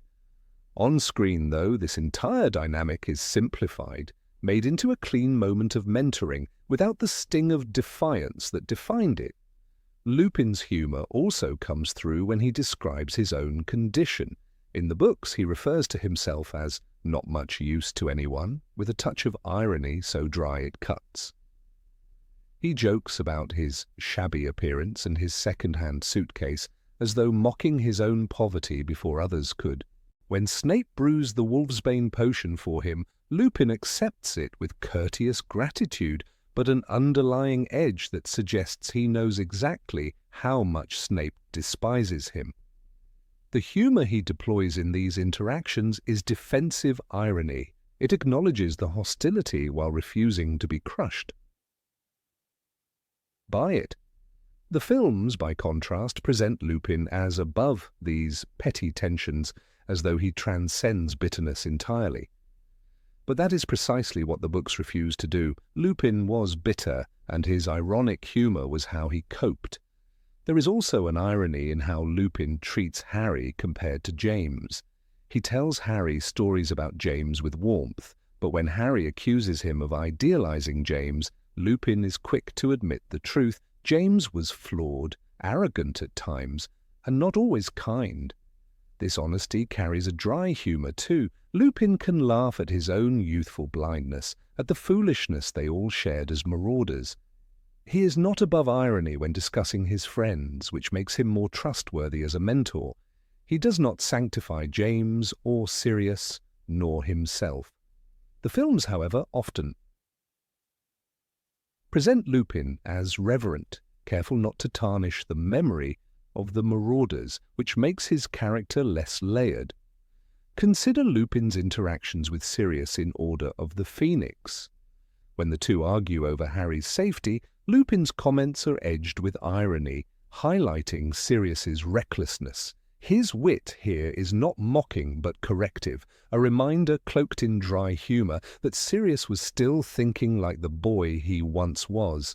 In the books, these exchanges breathe life into Lupin, showing that he was not the quiet mediator the films painted him to be, but a man with opinions sharpened by loss and tempered with irony. Without this layer, the cinematic Lupin risks becoming a flat archetype, the wise guide, rather than a full character. Even Lupin's relationship with Tonks, which the films gloss over, carries threads of irony in the novels. His refusal to marry her, insisting that she deserved someone young and whole, is delivered with a painful kind of self-mockery. He reduces himself with irony, almost daring others to contradict him. This is the same humor that once shielded him as a teacher, now twisted into a self-destructive weapon. It reveals a man who cannot always use irony constructively. Sometimes it turns inward, fueling his self-loathing. The films, however, sanitize this struggle, leaving only a glimpse of his doubt before rushing toward their romance. The irony in Lupin's humor also made him a mirror for Harry. Both carried burdens that set them apart, but while Harry often bristled against pity, Lupin showed him how to wear pain lightly, how to laugh without dismissing suffering. Their bond, particularly in Prisoner of Azkaban, is built on this shared language. When Lupin teaches Harry the Patronus charm, he frames it not as an insurmountable task, but with the gentle irony of someone who knows fear too well. "You need to think of a happy memory," he says, and his calm tone in the novel has that faint humor again, as though he knows how fragile happiness can be. The films portray this moment as solemn training, stripping away the ironic smile that helped Harry believe he could succeed. By idealizing Lupin, the films miss the very core of his character, irony as resilience. He was not only the gentle professor, but the man who could make a room of terrified students laugh at Severus Snape. He was not only the noble werewolf, but the man who mocked his own scars so others would not pity him. His humor was not decoration, it was survival. The irony he embodied reflected the paradox of his life, rejected by society, yet indispensable in the fight against darkness, burdened with suffering, yet able to make others feel lighter. It is this complexity that the films soften, creating a version of Lupin that is noble but incomplete. In remembering the literary Lupin, one sees the tragedy of adaptation, the loss of irony, the sanding down of sharp edges, the simplification of humor into kindness. In truth, Lupin was kind, but his kindness was spiced with wit, tempered by irony, and sharpened against injustice. Without those qualities, the character becomes easier to admire but harder to truly love. It is in his irony, his ability to laugh at pain and to teach others to do the same, that his humanity shone brightest. The films idealized him, but in doing so they erased the subtle laughter that made him unforgettable. Number 18, A Man Between Worlds. Remus Lupin always carried the weight of duality, and it was this invisible burden that defined his entire existence. In the films, he was softened into a sympathetic mentor, a kindly professor with a worn jacket and gentle eyes, but the books painted a more fractured image of a man who never quite belonged anywhere. His lycanthropy left him trapped between the ordinary wizarding world and the savage society of werewolves, neither of which ever welcomed him fully. J.K. Rowling made it clear in Harry Potter and the Prisoner of Azkaban. "He was the best defense against the dark arts teacher we ever had," Harry later said, but that praise existed alongside the shadow of Lupin's permanent exclusion from the society he served. His childhood was defined by this fracture. Bitten by Fenrir Greyback as a boy, Lupin became something his parents had never imagined, a creature both feared and pitied. In the films, this past was gently hinted at, but the raw fear and isolation he suffered as a child were barely acknowledged. Dumbledore's mercy in admitting him to Hogwarts was framed in the movies as a wise decision, but in the novels it carried a deeper moral weight. Remus was hidden away every full moon, smuggled into the shrieking shack, screaming in pain and loneliness while his friends listened helplessly from the whomping willow. He grew up learning that even among his peers, he was still other.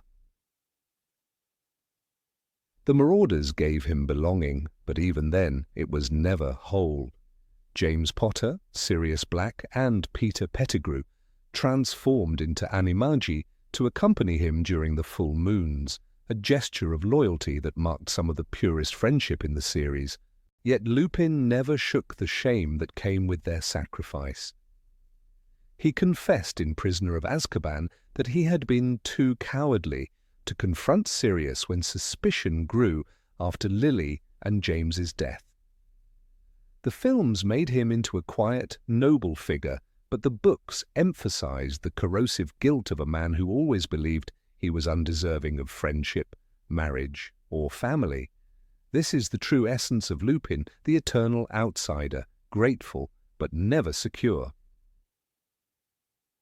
Lupin's teaching year at Hogwarts became the only time he fully belonged, and it is telling that the films romanticized this period the most. The students adored him. Harry felt a fatherly warmth that was otherwise absent in his life. Ron saw in him a fair and understanding professor, and even Neville Longbottom found courage under his guidance. When Neville defeated the boggart Snape, wearing his grandmother's hat, it was Lupin who created the space for laughter and triumph. The film adaptation highlighted this classroom moment, portraying him as a benevolent guide, but the book layered it with pathos. Here was a man who had never known acceptance, finally discovering his worth through teaching children who judged him not by his curse, but by his compassion. Yet the shadow returned swiftly. Snape's revelation of Lupin's condition shattered his brief belonging.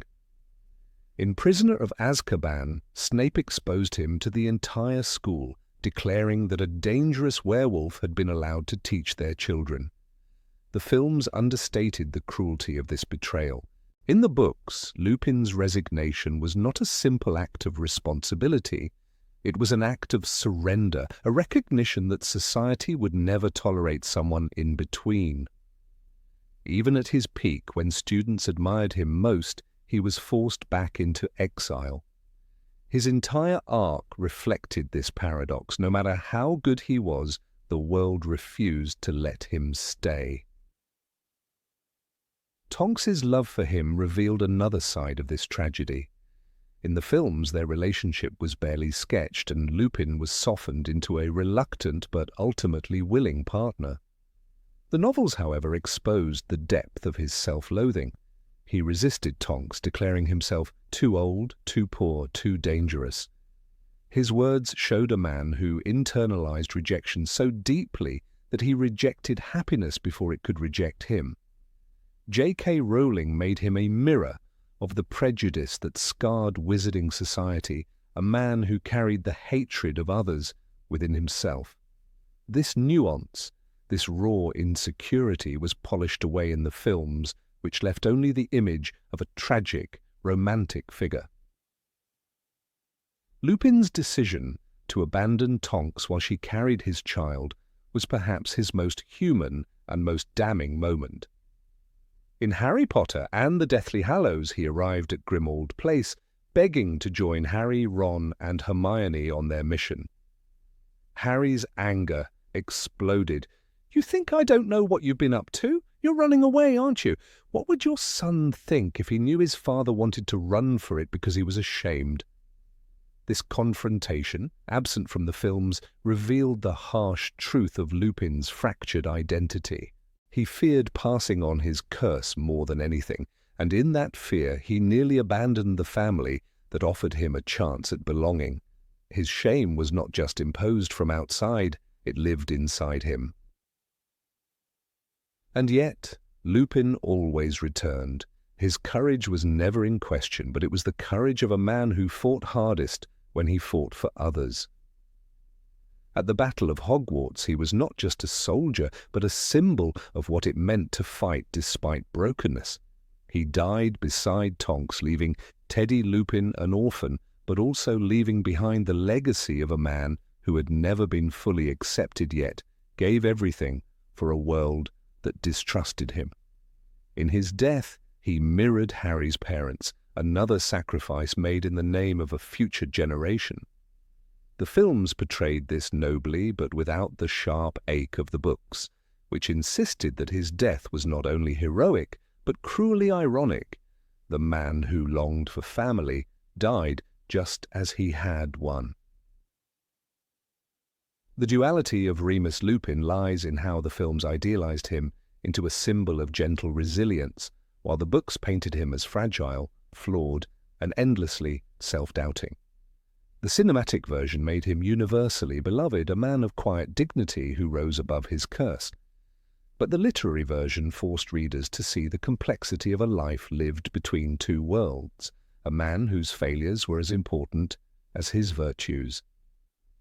It is this tension that makes Lupin unforgettable, not simply because he was kind, but because he was human in a way few wizards dared to be.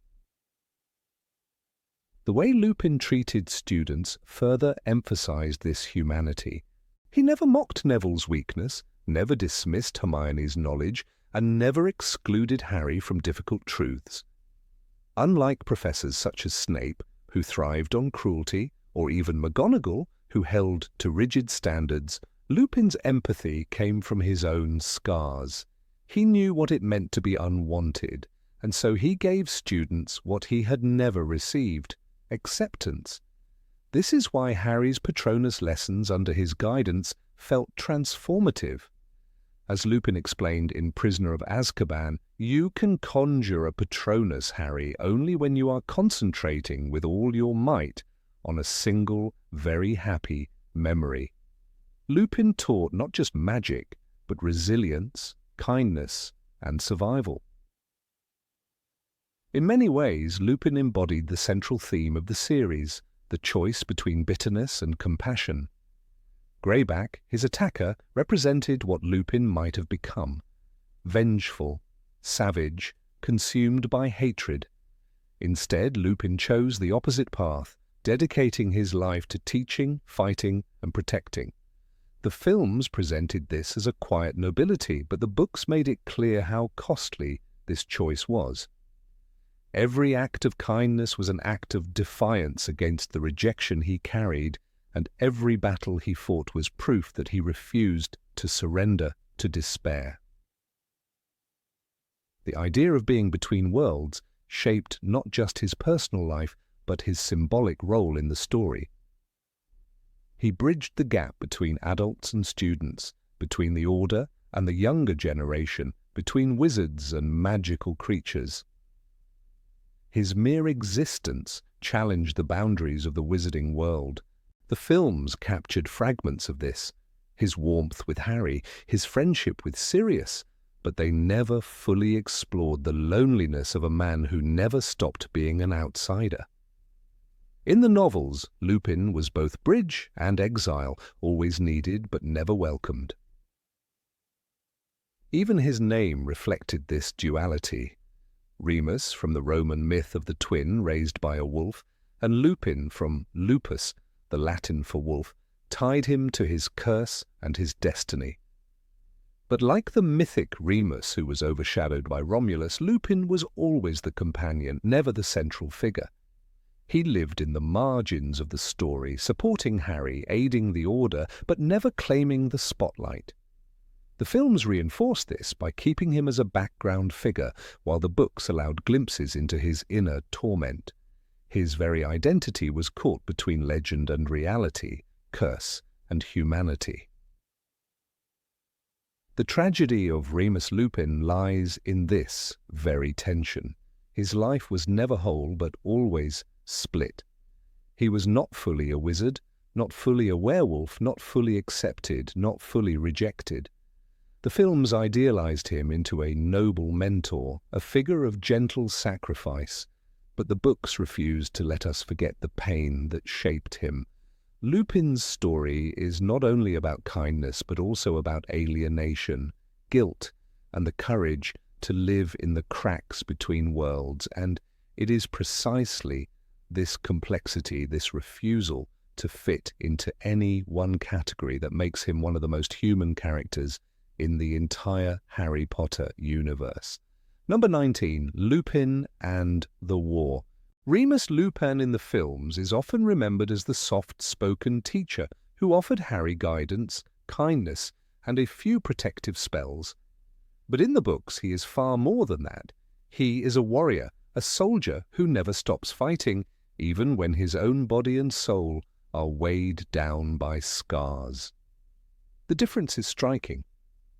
While the films position him as a side character in the background of the Order of the Phoenix, the novels tell of a man who stands in the very heart of the conflict, constantly risking everything he has.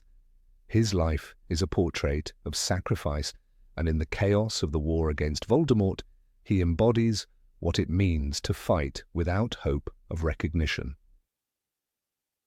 Lupin first re-enters the narrative during the events of Harry Potter and the Order of the Phoenix. He is already part of the secret organization that Dumbledore rebuilds in the face of Voldemort's return. Yet the movies treat him almost as a quiet companion, someone who appears in a group shot or around the kitchen table at Grimmauld Place. In the books, however, his involvement runs much deeper. He goes on dangerous missions, gathering intelligence, keeping watch, and defending those who cannot defend themselves. He is trusted by Dumbledore not only because of his magical abilities, but also because of his loyalty, which has been proven time and again. Lupin is not content to stay hidden. He takes risks few others would dare to shoulder. The true measure of his courage is revealed in the Department of Mysteries. When Harry, Hermione, Ron, Neville, Luna, and Ginny face Death Eaters in that labyrinth of prophecies and shadows, it is Lupin who rushes in with the order to save them. The film shows us only flashes of him fighting, his wand raised in the swirl of curses. The book paints a fuller picture. J.K. Rowling describes him dueling ferociously alongside Sirius, Moody, and Tonks, protecting the teenagers who should never have been there in the first place. It is Lupin who pulls Harry away when Sirius falls through the veil, trying to hold him back as grief tears through him. The film glosses over this role, making Lupin a blur in the chaos. But in the book, his voice and his arms are what keep Harry alive in that terrible moment. "There's nothing you can do, Harry. Nothing. He's gone," he cries, showing not just his strength as a fighter, but his unbearable burden as a survivor. By the time of Harry Potter and the Half-Blood Prince, Lupin's role intensifies even further. The wizarding world is collapsing under Voldemort's power, and Lupin is one of those sent to track and contain werewolves who might ally themselves with the Dark Lord. It is a mission as dangerous as it is thankless. He must infiltrate Fenrir Greyback's pack, a group of monsters who prey upon children and revel in destruction. The risk is enormous, for Greyback is the very one who infected Lupin as a child, condemning him to his own cursed life. To walk into the den of his tormentor is to step into the deepest wound of his past. Yet Lupin goes because he understands that someone must. The films ignore this entire thread, stripping him of one of his most heroic tasks. In the novels, we see how Lupin suffers for the cause, sacrificing not only his safety, but also his dignity. His war is personal, brutal, and hidden in shadows the audience of the films never glimpses. When Harry Potter and the Deathly Hallows begins, Lupin's struggle grows even more complicated. His marriage to Nymphadora Tonks brings him joy, but also unbearable guilt. He fears the life his child might inherit, cursed by his condition, and he momentarily falters, attempting to leave his family to fight alongside Harry. In the book, this moment of weakness is searing because it shows the depth of Lupin's inner torment. Harry confronts him with words that cut deep. "You don't think your son needs you?" The Lupin of the novels is human, flawed, torn between love and duty, yet always dragged back to the battlefield. because that is where he believes he belongs. The films reduce this conflict to mere hints, never capturing the storm raging inside him. Lupin's return to Harry later in the story is a testament to his character. He admits his fear, acknowledges his mistake, and resolves to be the father his child deserves. In the book, the birth of Teddy Lupin is both a beacon of hope and a final act of fate. It sets the stage for his last great battle, where Lupin chooses once again to fight not for himself, but for the world his son will inherit. His arc is tragic because he finds love and purpose just before stepping into the war that will claim his life.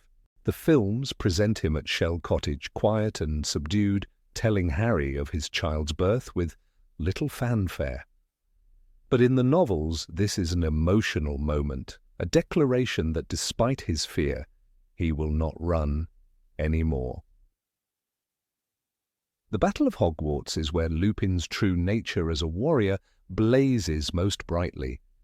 He is there from the beginning, fighting alongside Kingsley Shacklebolt and Arthur Weasley, dueling Death Eaters as spells crack the air and walls tremble. Ruling writes of him with a soldier's presence. He is on the front lines, unyielding, a shield for others. In the film he appears briefly and his death comes almost unseen, a background note to the chaos. But in the book, the knowledge of his fall lands like a heavy blow. He dies off page, yet his absence is deafening, a silence filled with sacrifice. Beside him lies Tonks, and together they leave behind a child who will grow up as Harry once did, an orphan of war. Easy for film audiences to forget Lupin's countless contributions. He is shown as gentle, melancholy, perhaps even weak. But in truth, he is a fighter who never stops moving forward, even when he knows he cannot win. From the Department of Mysteries to the fields of Hogwarts, his wand is always raised. He stands shoulder to shoulder with the most powerful witches and wizards, not because he seeks glory, but because he knows the war demands everything of him.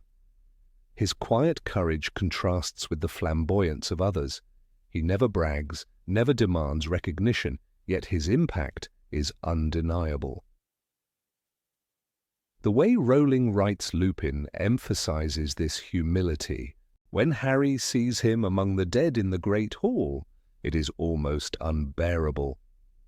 Remus and Tonks, pale and still and peaceful-looking, apparently asleep beneath the dark, enchanted ceiling. There is no dramatic speech, no spotlight on his final duel. Lupin dies as he lived, quietly giving everything he had without asking for anything in return. The films rob the audience of this subtle yet devastating portrait, leaving him as just another member of the Order, rather than one of its most committed soldiers. The tragedy of Lupin is that his life is defined by loss and burden, yet he never allows that to stop him from acting. He loses friends in the First War, loses Sirius before his eyes, loses the safety of a peaceful home, and finally loses his life. And yet, in every moment, he returns to the fight. That cycle of sacrifice is what makes him one of the most powerful moral figures in the story. He proves that courage is not about the absence of fear or pain, but about enduring them to protect others. His war is not glorious, but it is necessary, and it defines him far more than the films ever allow us to see. Lupin's story also mirrors Harry's in haunting ways. Both are scarred by the actions of others, Harry by Voldemort's curse, Lupin by Greyback's bite. Both grow up in shadows, marked as outsiders. And both ultimately find themselves forced into war, carrying more than their share of grief. Yet while Harry is celebrated as a hero, Lupin fades quietly into the background. His war is invisible to most, but no less real. The films chose to spotlight Harry's journey alone, leaving Lupin's sacrifices blurred in the edges of the frame. The novel's treatment of Lupin makes his death resonate on a deeper level. It is not just the loss of a teacher or a friend, but the silencing of one of the most loyal fighters in Dumbledore's army. His absence reminds the reader that war takes even the gentlest souls, those who never sought conflict but who entered it because there was no other choice. The films reduce this impact by showing him only in fragments, never building the full weight of his presence. Viewers see a kind man lost in the shuffle, not the hardened soldier who gave everything to the cause. In remembering Lupin's role in the books, one realizes how much is lost in translation to the screen. The war against Voldemort is not just Harry's story, it is also the story of men like Remus Lupin, who bear their scars silently and continue fighting until there is nothing left to give. His legacy is not just in Teddy, but in the example he leaves behind. That true heroism is often quiet, unseen, and born not from desire for glory, but from an unshakable sense of duty. The films may have softened his edges, but the novels reveal him for what he truly is, a soldier of the resistance who fought and fell so that others might live. Number 20. Weaknesses the films hide. Under the silver light of the full moon, Remus Lupin's life was forever shaped by the curse inflicted upon him as a child. The books never hid the weight of this burden. His lycanthropy made him an outcast, forced to live in the margins of wizarding society. Yet when we turn to the films, Lupin is presented as something close to a flawless mentor. Calm, composed, endlessly wise. He emerges on the screen as the perfect professor, guiding Harry through the shadows of adolescence with patience and kindness. But J.K. Rowling's novels draw a different portrait, one of a man haunted not only by the curse of the werewolf, but by his own weaknesses, doubts, and moments of selfishness. It is this contrast between the books and the movies that reveals the complexity of Lupin's character and the ways the films chose to simplify him.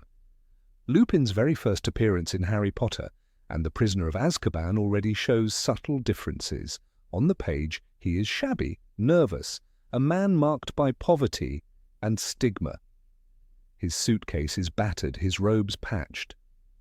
Rowling's description paints him as someone burdened by shame. The films, however, cloak him in dignity. David Thewlis portrays him as weary but noble, a man whose gentleness defines him. This softer representation misses the undercurrent of insecurity the books emphasize.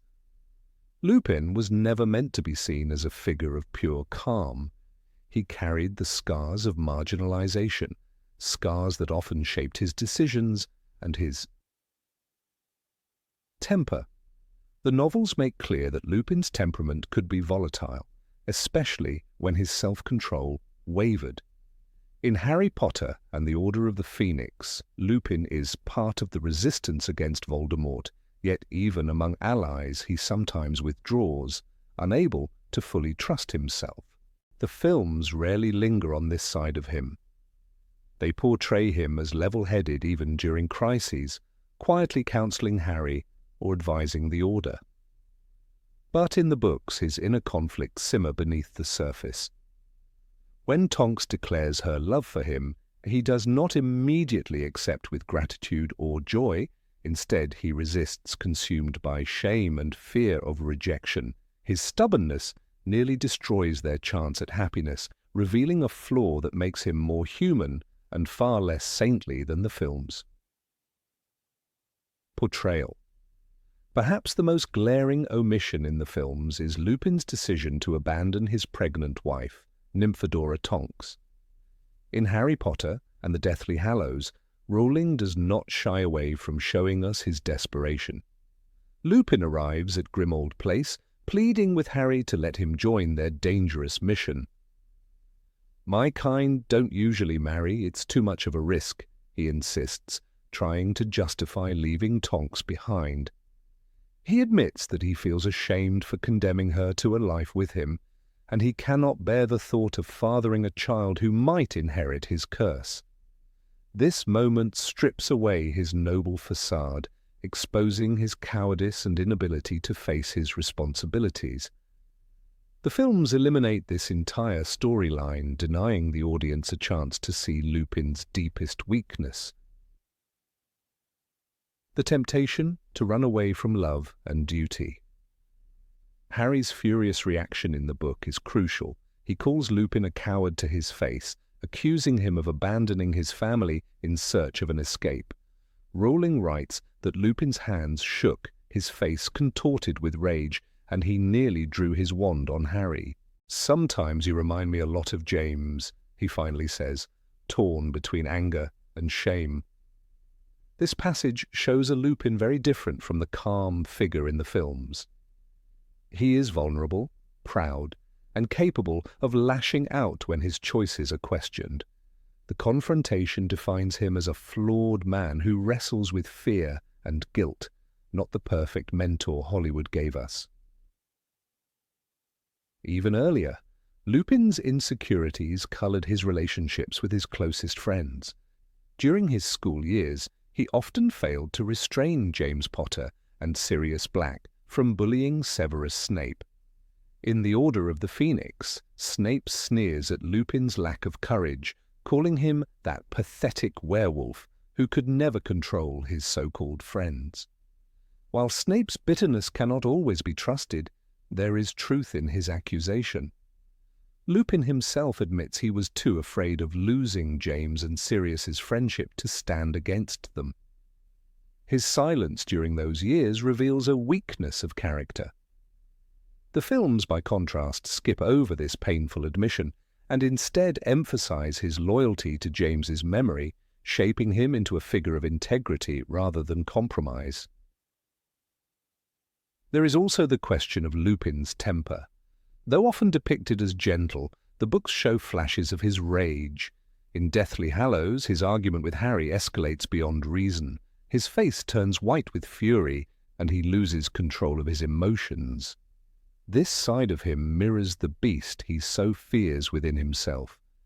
Not because he transforms into a werewolf, but because he sometimes cannot master the human emotions that overwhelm him. The films present him as eternally calm, even when Tonks is in danger or when the Order faces peril. By omitting his angry, prideful outbursts, the cinematic version strips him of his most human contradictions. Lupin's relationship with Tonks is another element smoothed out for the screen. In the books, it is fraught with tension. He continually pushes her away, claiming she deserves someone whole and normal. Tonks fights against his resistance, determined to love him despite his self-hatred. Their union is hard-won, full of doubt and hesitation. Yet the films skip most of this struggle, showing them already married and united by the time Half-Blood Prince ends. This erases Lupin's internal battle and reduces the relationship to a romantic subplot, removing the powerful theme of love persevering in the face of insecurity and fear. The novels also underline the generational burden Lupin carries.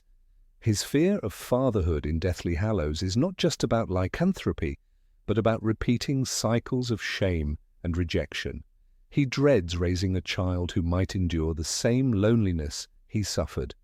When his son Teddy is born, Lupin's absence during the pregnancy lingers like a scar, even though he later redeems himself by returning to Tonks. The films never address this, leaving out the messy truth of his journey from fear to responsibility. Viewers see him only as a brave warrior who dies honorably, not as a man who nearly abandoned his family. Even Lupin's death is handled differently between page and screen. In the book, his passing alongside Tonks is a devastating reminder of the cost of war, leaving their newborn son orphaned. The tragedy is heightened by Lupin's previous fears of fatherhood. He dies just as he learns to embrace it. The films, however, show little of this emotional weight. His death is almost background, glimpsed in a fleeting shot, depriving the audience of the complexity of his arc. Without the context of his struggles, his sacrifice seems noble, but incomplete.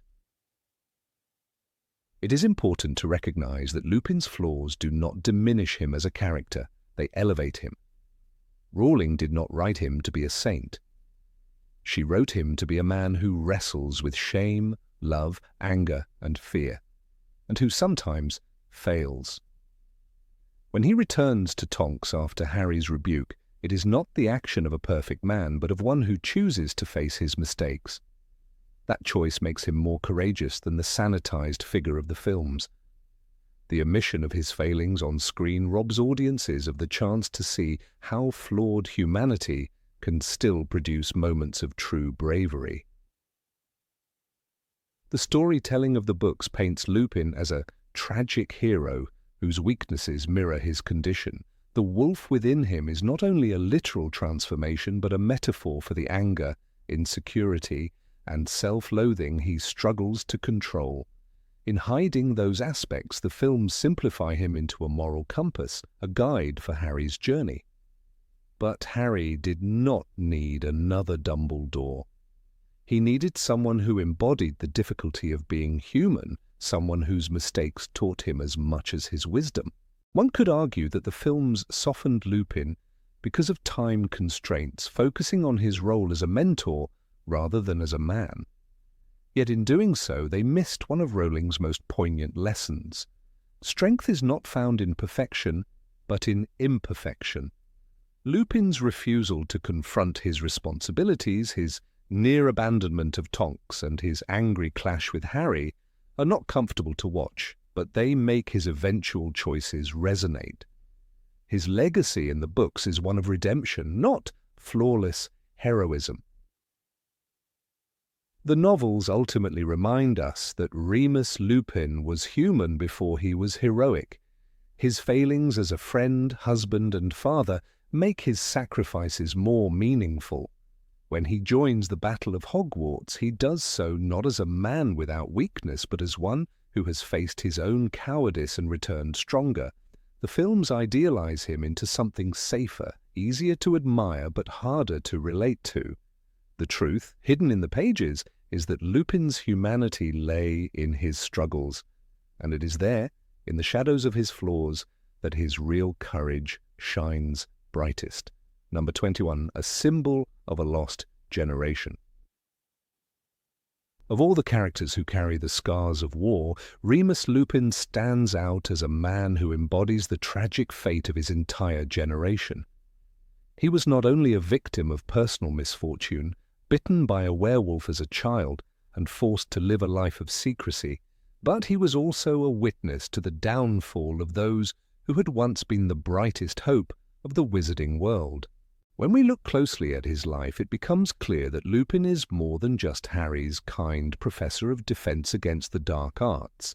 He represents a generation that grew up in the shadow of Lord Voldemort's first rise, lost almost everything, and entered the Second War already broken.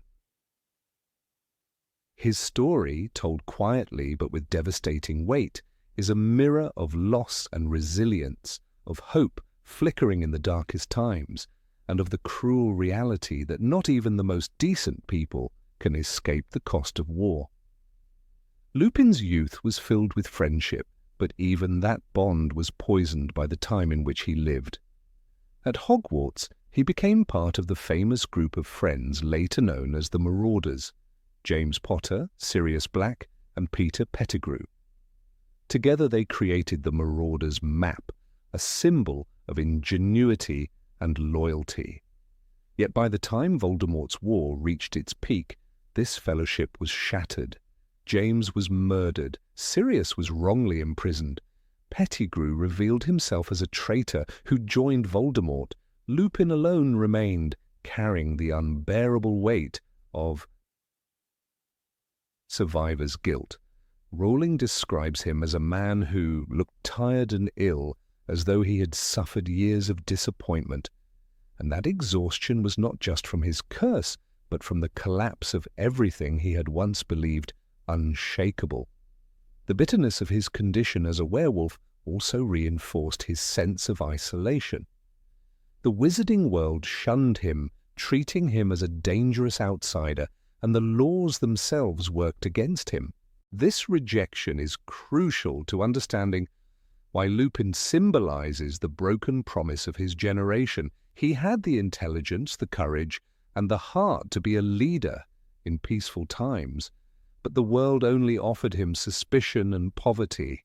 Dumbledore's trust in him was almost a miracle, giving him the chance to teach at Hogwarts. Yet even there, when Severus Snape revealed his secret, Lupin was forced to resign, once again pushed to the margins.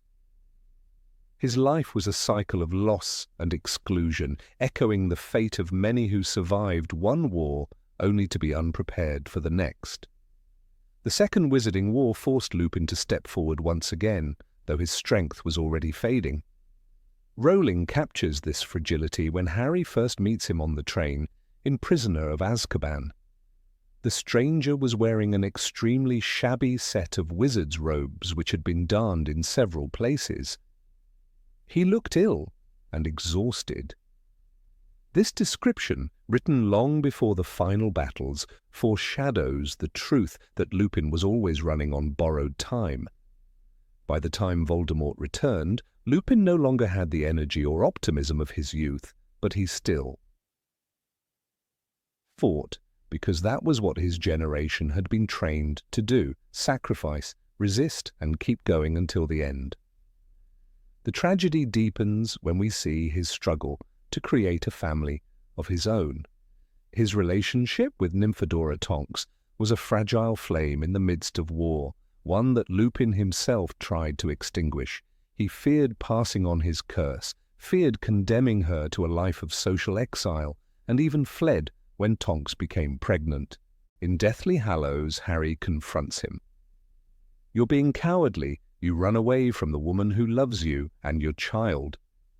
This moment is not only a clash between two characters, but also a symbol of how war robs people of their courage to dream of a future.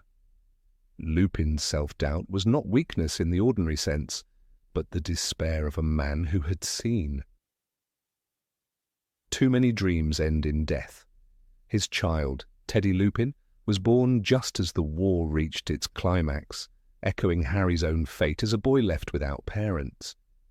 This cruel repetition shows how Rowling used Lupin's story to remind readers of the endless cycles of war. Teddy was the next orphan, carrying the cost of battles fought by adults who hoped to protect him. Just as Harry grew up never knowing James and Lily, Teddy would grow up never knowing Remus and Tonks. When Harry tells Teddy later that he too understands what it means to grow up without parents, it becomes clear that Lupin's death is not just personal tragedy, but part of a generational pattern, where innocence is always the first victim. The moment of his death is brief in the text, yet its meaning is heavy. In Deathly Hallows, Rowling writes simply, "Remus and Tonks, pale and still, lay on the ground, their hands inches from each other." There is no grand description, no heroic last words. The simplicity reflects the truth of war. Lives are cut off suddenly without glory. Their deaths side by side are a symbol of sacrifice, but also of the senselessness of violence that does not distinguish between the noble and the wicked. For Harry, seeing Lupin among the fallen is the ultimate reminder that even those who represent wisdom and compassion cannot be spared. Lupin's fate gains even more significance when compared to others of his generation. James Potter died young, Sirius was consumed by bitterness and vengeance, and even Severus Snape, who survived, lived a life marked by obsession and secrecy. Lupin represents the middle ground, not killed immediately like James, not imprisoned like Sirius, but enduring long enough to be destroyed slowly by disappointment. His death closes the circle, showing that the entire group of marauders who once represented youthful brilliance and joy were erased by Voldemort's shadow. This is not coincidence, but deliberate storytelling. Rowling wanted to emphasize that the war took away the best and brightest, leaving behind only memories and orphans. It is telling that Harry, who saw Lupin as a mentor, later used his memory when walking toward his own supposed death. In the forest, when Harry uses the resurrection stone, Lupin appears beside James, Sirius, and Lily. Harry asks if dying will hurt, and Lupin replies, "Quicker and easier than falling asleep." This is a striking moment because Lupin, who had lived in constant pain, reassures Harry with calm strength. His presence in that moment shows that even though his life was full of struggle, his spirit became part of the lineage of courage that carried Harry forward. What makes Lupin's story especially heartbreaking is how films idealized him. In the movies, Lupin is portrayed as a calm, almost saintly figure, a kind teacher with endless patience. David Thewlis's performance gave him an aura of warmth that resonated with audiences. Yet this softened the harsher truth of the books, that Lupin was scarred, poor, tormented by self-hatred, and sometimes consumed by despair. By idealizing him, the films gave us a picture of gentle nobility, but they removed the raw weight of his generational loss. The cinematic Lupin inspires hope, but the literary Lupin shows us the true price of war. This difference matters because it shapes how we remember him. A polished Lupin is a comforting mentor, but the real Lupin is far more complex. A man whose brilliance was wasted by prejudice, whose friendships were ruined by betrayal, and whose family life was cut short before it could begin. This realism is what makes his story powerful. War does not only kill in battle, it crushes futures, silences laughter, and leaves scars that never heal. Lupin's struggle to accept Tonks, his hesitation to embrace fatherhood, his constant shame about his condition, all of these reveal a man who carried wounds invisible to the world. Looking back at his life, it is impossible to avoid the conclusion that Lupin's story was designed as a mirror for an entire generation of wizards. They were young once, full of promise and courage, and then Voldemort's rise stripped them of their dreams. Some fell, some betrayed, some endured only to collapse later. Lupin walked through it all, carrying memories heavier than any curse. His final sacrifice was not just for Harry or for Hogwarts, but as a symbol of everyone who gave their lives so that the next generation might live. Even in death, Lupin remains a haunting reminder that kindness and wisdom are no protection against the storm of history. His hands, reaching for Tonks in vain, are an image of love interrupted, of hope that did not survive. He was the last of the marauders to fall, and with him ended the story of those boys who once roamed Hogwarts in joy.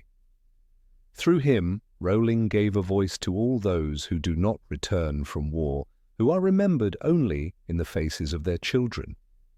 Lupin was not idealized in the books. He was broken, flawed, and afraid. But that is exactly why his story is unforgettable, because it is real and because it tells us the price of victory. Number 22, Lupin as a teacher. Of all the professors who crossed Harry Potter's path at Hogwarts, Remus Lupin stands apart not only as a teacher of skill, but as one who carried an aura of rare humanity. The films of the saga, especially The Prisoner of Azkaban, made sure to present him as a figure of warmth and quiet wisdom, but they also simplified the extent of his brilliance. In the books, Lupin's teaching style is far more layered, a blend of patience, practical knowledge, and empathy that rarely appears in the adults around Harry. When he steps into the cursed post of defense against the dark arts, Lupin becomes more than a professor. He becomes a model of what education at Hogwarts might have been had more teachers shared his spirit. The films give us glimpses of his kindness, his practical lessons, and his ability to win the trust of students, yet the novels reveal a teacher of depth and remarkable influence who reshaped Harry's understanding of courage.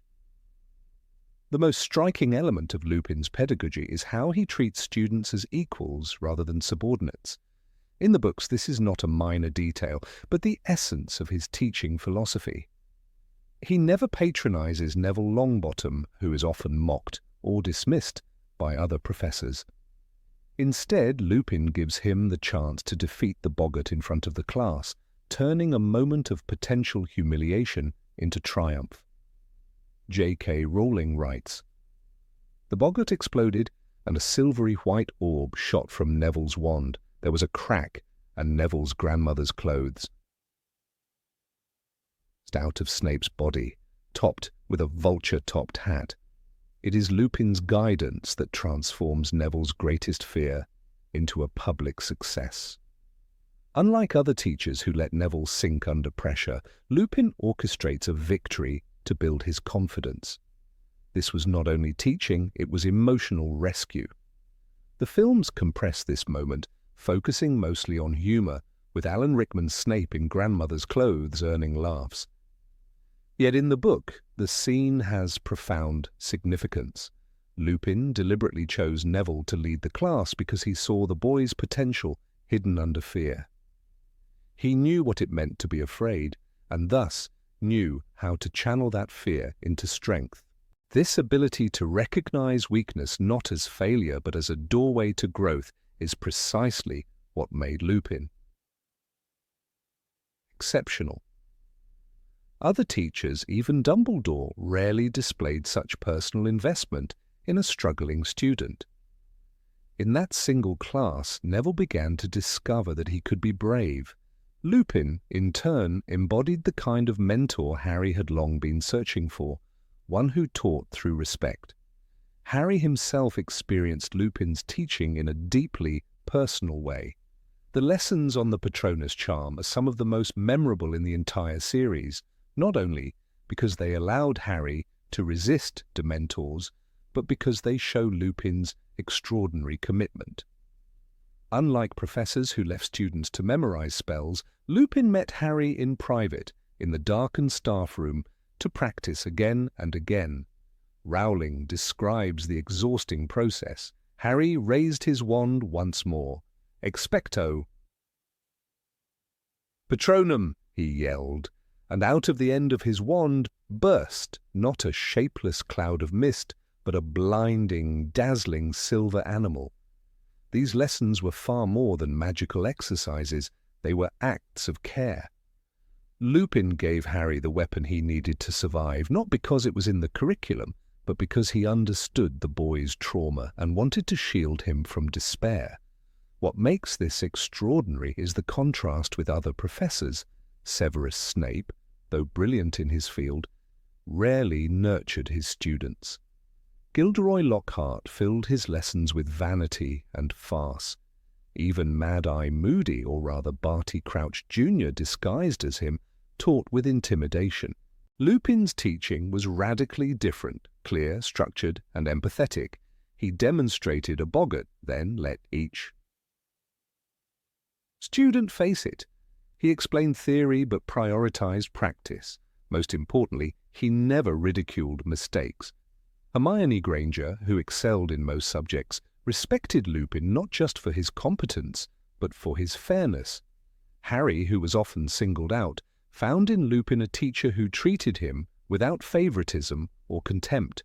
Ron Weasley, too often overshadowed, could thrive in Lupin's classroom without fear of humiliation.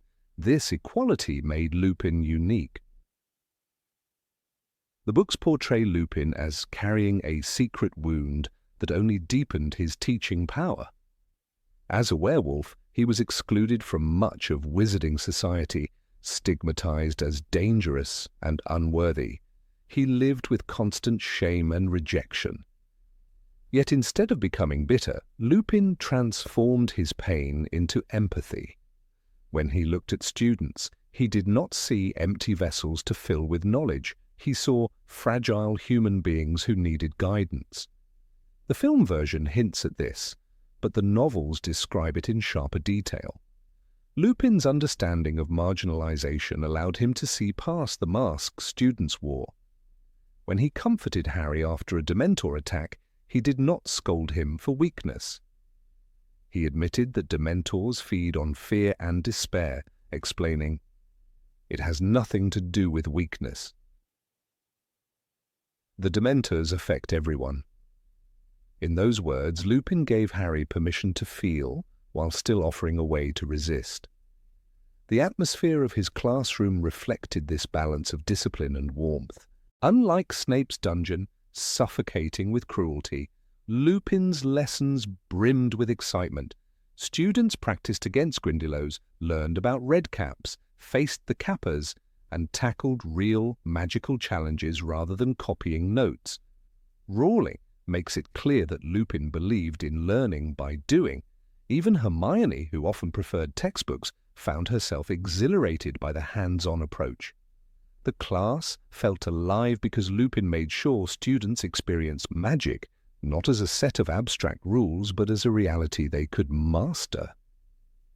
The films present a handful of these creatures, but they never capture the full scope of Lupin's adventurous curriculum. In the novels, one senses that defense against the dark arts reached its highest quality during his brief year. Harry's affection for Lupin extends beyond gratitude. For the first time, he had a professor who could connect him to his parents.